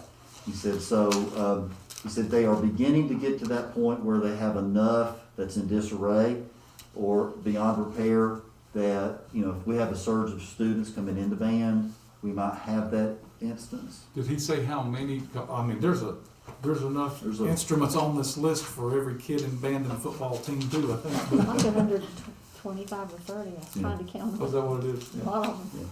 It's just the way we have them fixed and let the kids use them and not have to rent them. Yeah. And that's what we're trying Well, to do. that's They the have that intent. option. Yeah. That's basically the intent of what we're trying to do is he'd like to be able to, the ones that can't be repaired, he would like to be able to cash them in. So he could take the money that's generated and put it back into the program so that other ones that are capable of being fixed could be fixed so that it's, it's a usable instrument. But like I said, right now, $3,800 is what they need to repair the instruments that they need repaired. Now, I don't know, it's like I told him, I said, if we sell 10 flutes to a company for surplus, I don't know, will you be able to get enough money from 10 broken flutes to even buy one new flute? I don't know. I know like with surplus technology, the turnover is rather low. Yeah. Once they get to that. I mean, if you ever tried to sell your cell phone back, you'll know. You pay a whole lot more for it new than what they're, or the same thing when you trade in your car. But every little bit will help the program. So, Jeff, what is their budget like? Will their budget absorb? Can their budget absorb $3,800? no, sir. Actually, you say yes or no? I said, I'm going to go out on a limb and say no, because we do not fund band annually at the county level. We've never actually put money directly earmarked for band in the budget. It is given to the high school, and then the principal at the high school would then divvy out the budget to the different programs. And so without talking to Mr. Ward, I wouldn't know how much money is sitting in the band account. I know they have a boosters. I know that they have fundraisers. This is not a year for fundraising. So that's why I'm saying I doubt very seriously that they would be able just to write a check for $3,800. Yeah, there's more kids in band than any other extracurricular activity, I would venture to say. I think we need to look at that at some point. Especially just the price of one tuba. can be so, 5 grand. Yes. A couple of years ago, I guess the first year I was on the board, there were some parents who asked for, they needed enough money to just buy the program so they could do the halftime show, Oh, yeah. which was about $1,000, because they had none, zero, unless they raised all their money, and they were using their money to enter contest and travel and rent the bus and stuff. So, you know, I think maybe just, if we can put something in the budget, but also pay for the activity bus when they go to trips, Yes, instead of, I we don't agree. pay, we don't make athletics. They shouldn't be. Yeah, That- they already changed, dealt with they that. changed a Yeah. couple, they changed it one time, that Yeah. if they were going to a competition. They Yeah, did right. not have to Yeah, pay. if they classify what they're doing as a competition, which the majority of their trips are Yes, they are. competitions, then the cost of the trip is covered by the board. And I think Okay. if I'm not mistaken, Is that did it? we not help buy uniforms? Yeah, you did Oh, one we time. did. Many Yes. times. When, Many when, times. when they That need was- something, they come to They're us. very old. Yes. The Yeah. They high school needed gets a them. block grant though, and it's up to the principal and his Yes. people to divvy it out. Right. If they're divvying 0 to the band, that needs to be remedied. That's happened, that Yes, is. it Okay. has, but. Right, I see what you're saying, I don't know how it is Jane. right now. But it's not, we give it to the high school, and And then they- the high school gets to make Yeah, that we may decision. need to. And the same, you know, the same thing with their state school supply, Right, their textbook money, which at one point in time, they could have used textbook money for instruments, but that's no longer the case. But their state school supplies could, because it's going into the classroom, their block grant could. So, yeah, the high school does receive funding, but again, it's up to the principal's discretion, just like every other school. It's worth a conversation. I and, do and feel school like- improvement Yes. teams should be involved in that as well. I'm sorry, Jamie? School improvement teams Oh, should yes. be involved in that budget decision as well. Yeah. That's why it's important for parents to be part of school improvement teams, very important. Absolutely. And I do know several years ago, we entertained the idea of providing them with money to purchase new instruments, and that Ms. Raby brought before the board, and it was actually a multi-year lease agreement that she had been approached about. But then our attorneys quickly told us no, that it's not legal. The only thing that we can actually do multi-year lease agreements on is copiers and facilities. So we couldn't purchase equipment. So that kind of fell through. Yeah. But as I said, you know, I talked to Mr. Mitchell today just to make sure I had some information, just in case you were inquisitive. But the whole point of this is to set it up so that he has the ability, as instruments break Yeah. and are beyond repair, we could turn them over as scrap. Okay. Take the money and put it back into the program, so instruments that are repairable, hopefully we could, you know, see the life of that instrument continue. Thank you, Jeff. Could I have a motion? Did you have something to say? No, sir, I was just gonna say I recommend approval of this surplus process. Okay, thank you, Dr. Brigman. Could I have a motion for approval of the band surplus equipment? I'll make a motion. Thank you, Kathy. Second. Second? Thank you, Pat. Any other discussion? All in favor? Thank you. Thank you very Thank much. you, Jeff. Thank you, Jeff. Good job, Mr. Johnson. Could I have a motion to move to closed session for purpose of discussing information that is privileged, confidential, or not a public record? I'll make a motion. Thank you, Ruth. Second. Second. Thank you, Jane. I do have a comment. Oh, yes. That I would like to make in public. Let me take this off. Just that last week, the Department of Public Education approved what the national media calls a radical social studies curriculum in North Carolina. And I took the time to read it over the weekend, and I stand with Lieutenant Governor Robinson that that curriculum is a disservice to the children of our state. We teach racism, we teach the Holocaust, we teach history, but we do not teach systemic racism, which is the political agenda of a political action committee. Mhm. And I just want to go on record as saying that I don't think our Constitution or our nation is systemically racist, and I think it's a disservice, like Lieutenant Robinson said, to teach this to students. Thank you, Pat. Well said. Thank you. Is there somewhere we can send something to There's a as a petition, board? but it's pretty well hidden in the media. You have to find And it. I've contacted Lieutenant Governor's office today and just asked them if they had any wording that we could use for to make a statement as a board to the state board about Right. their decision. I've not heard back. It's hard to get a hold of anybody in that department, but I did reach out today because I too think it's very important that we Yeah. make a stand, at least so people will know where we stand. on Yes, that. definitely. Well, I'm speaking just for me, but I No, I appreciate that. Pat, thank you for the speech for all of us. Thank you. Well, and one approach may just- be to lobby our organizations such as NCSBA, State Board of Education, and School Superintendents Association, because it's a rumble among the state superintendents. I'm sure it's very well hidden in the curriculum. All through it, you have to read it and read back again to the standard course of study. But it's actually embedded in there. You know, it's not history. It's an agenda. opinion. Thank you. Yes, we will follow up on that and keep close tabs. Thank you, Pat. Any other comment?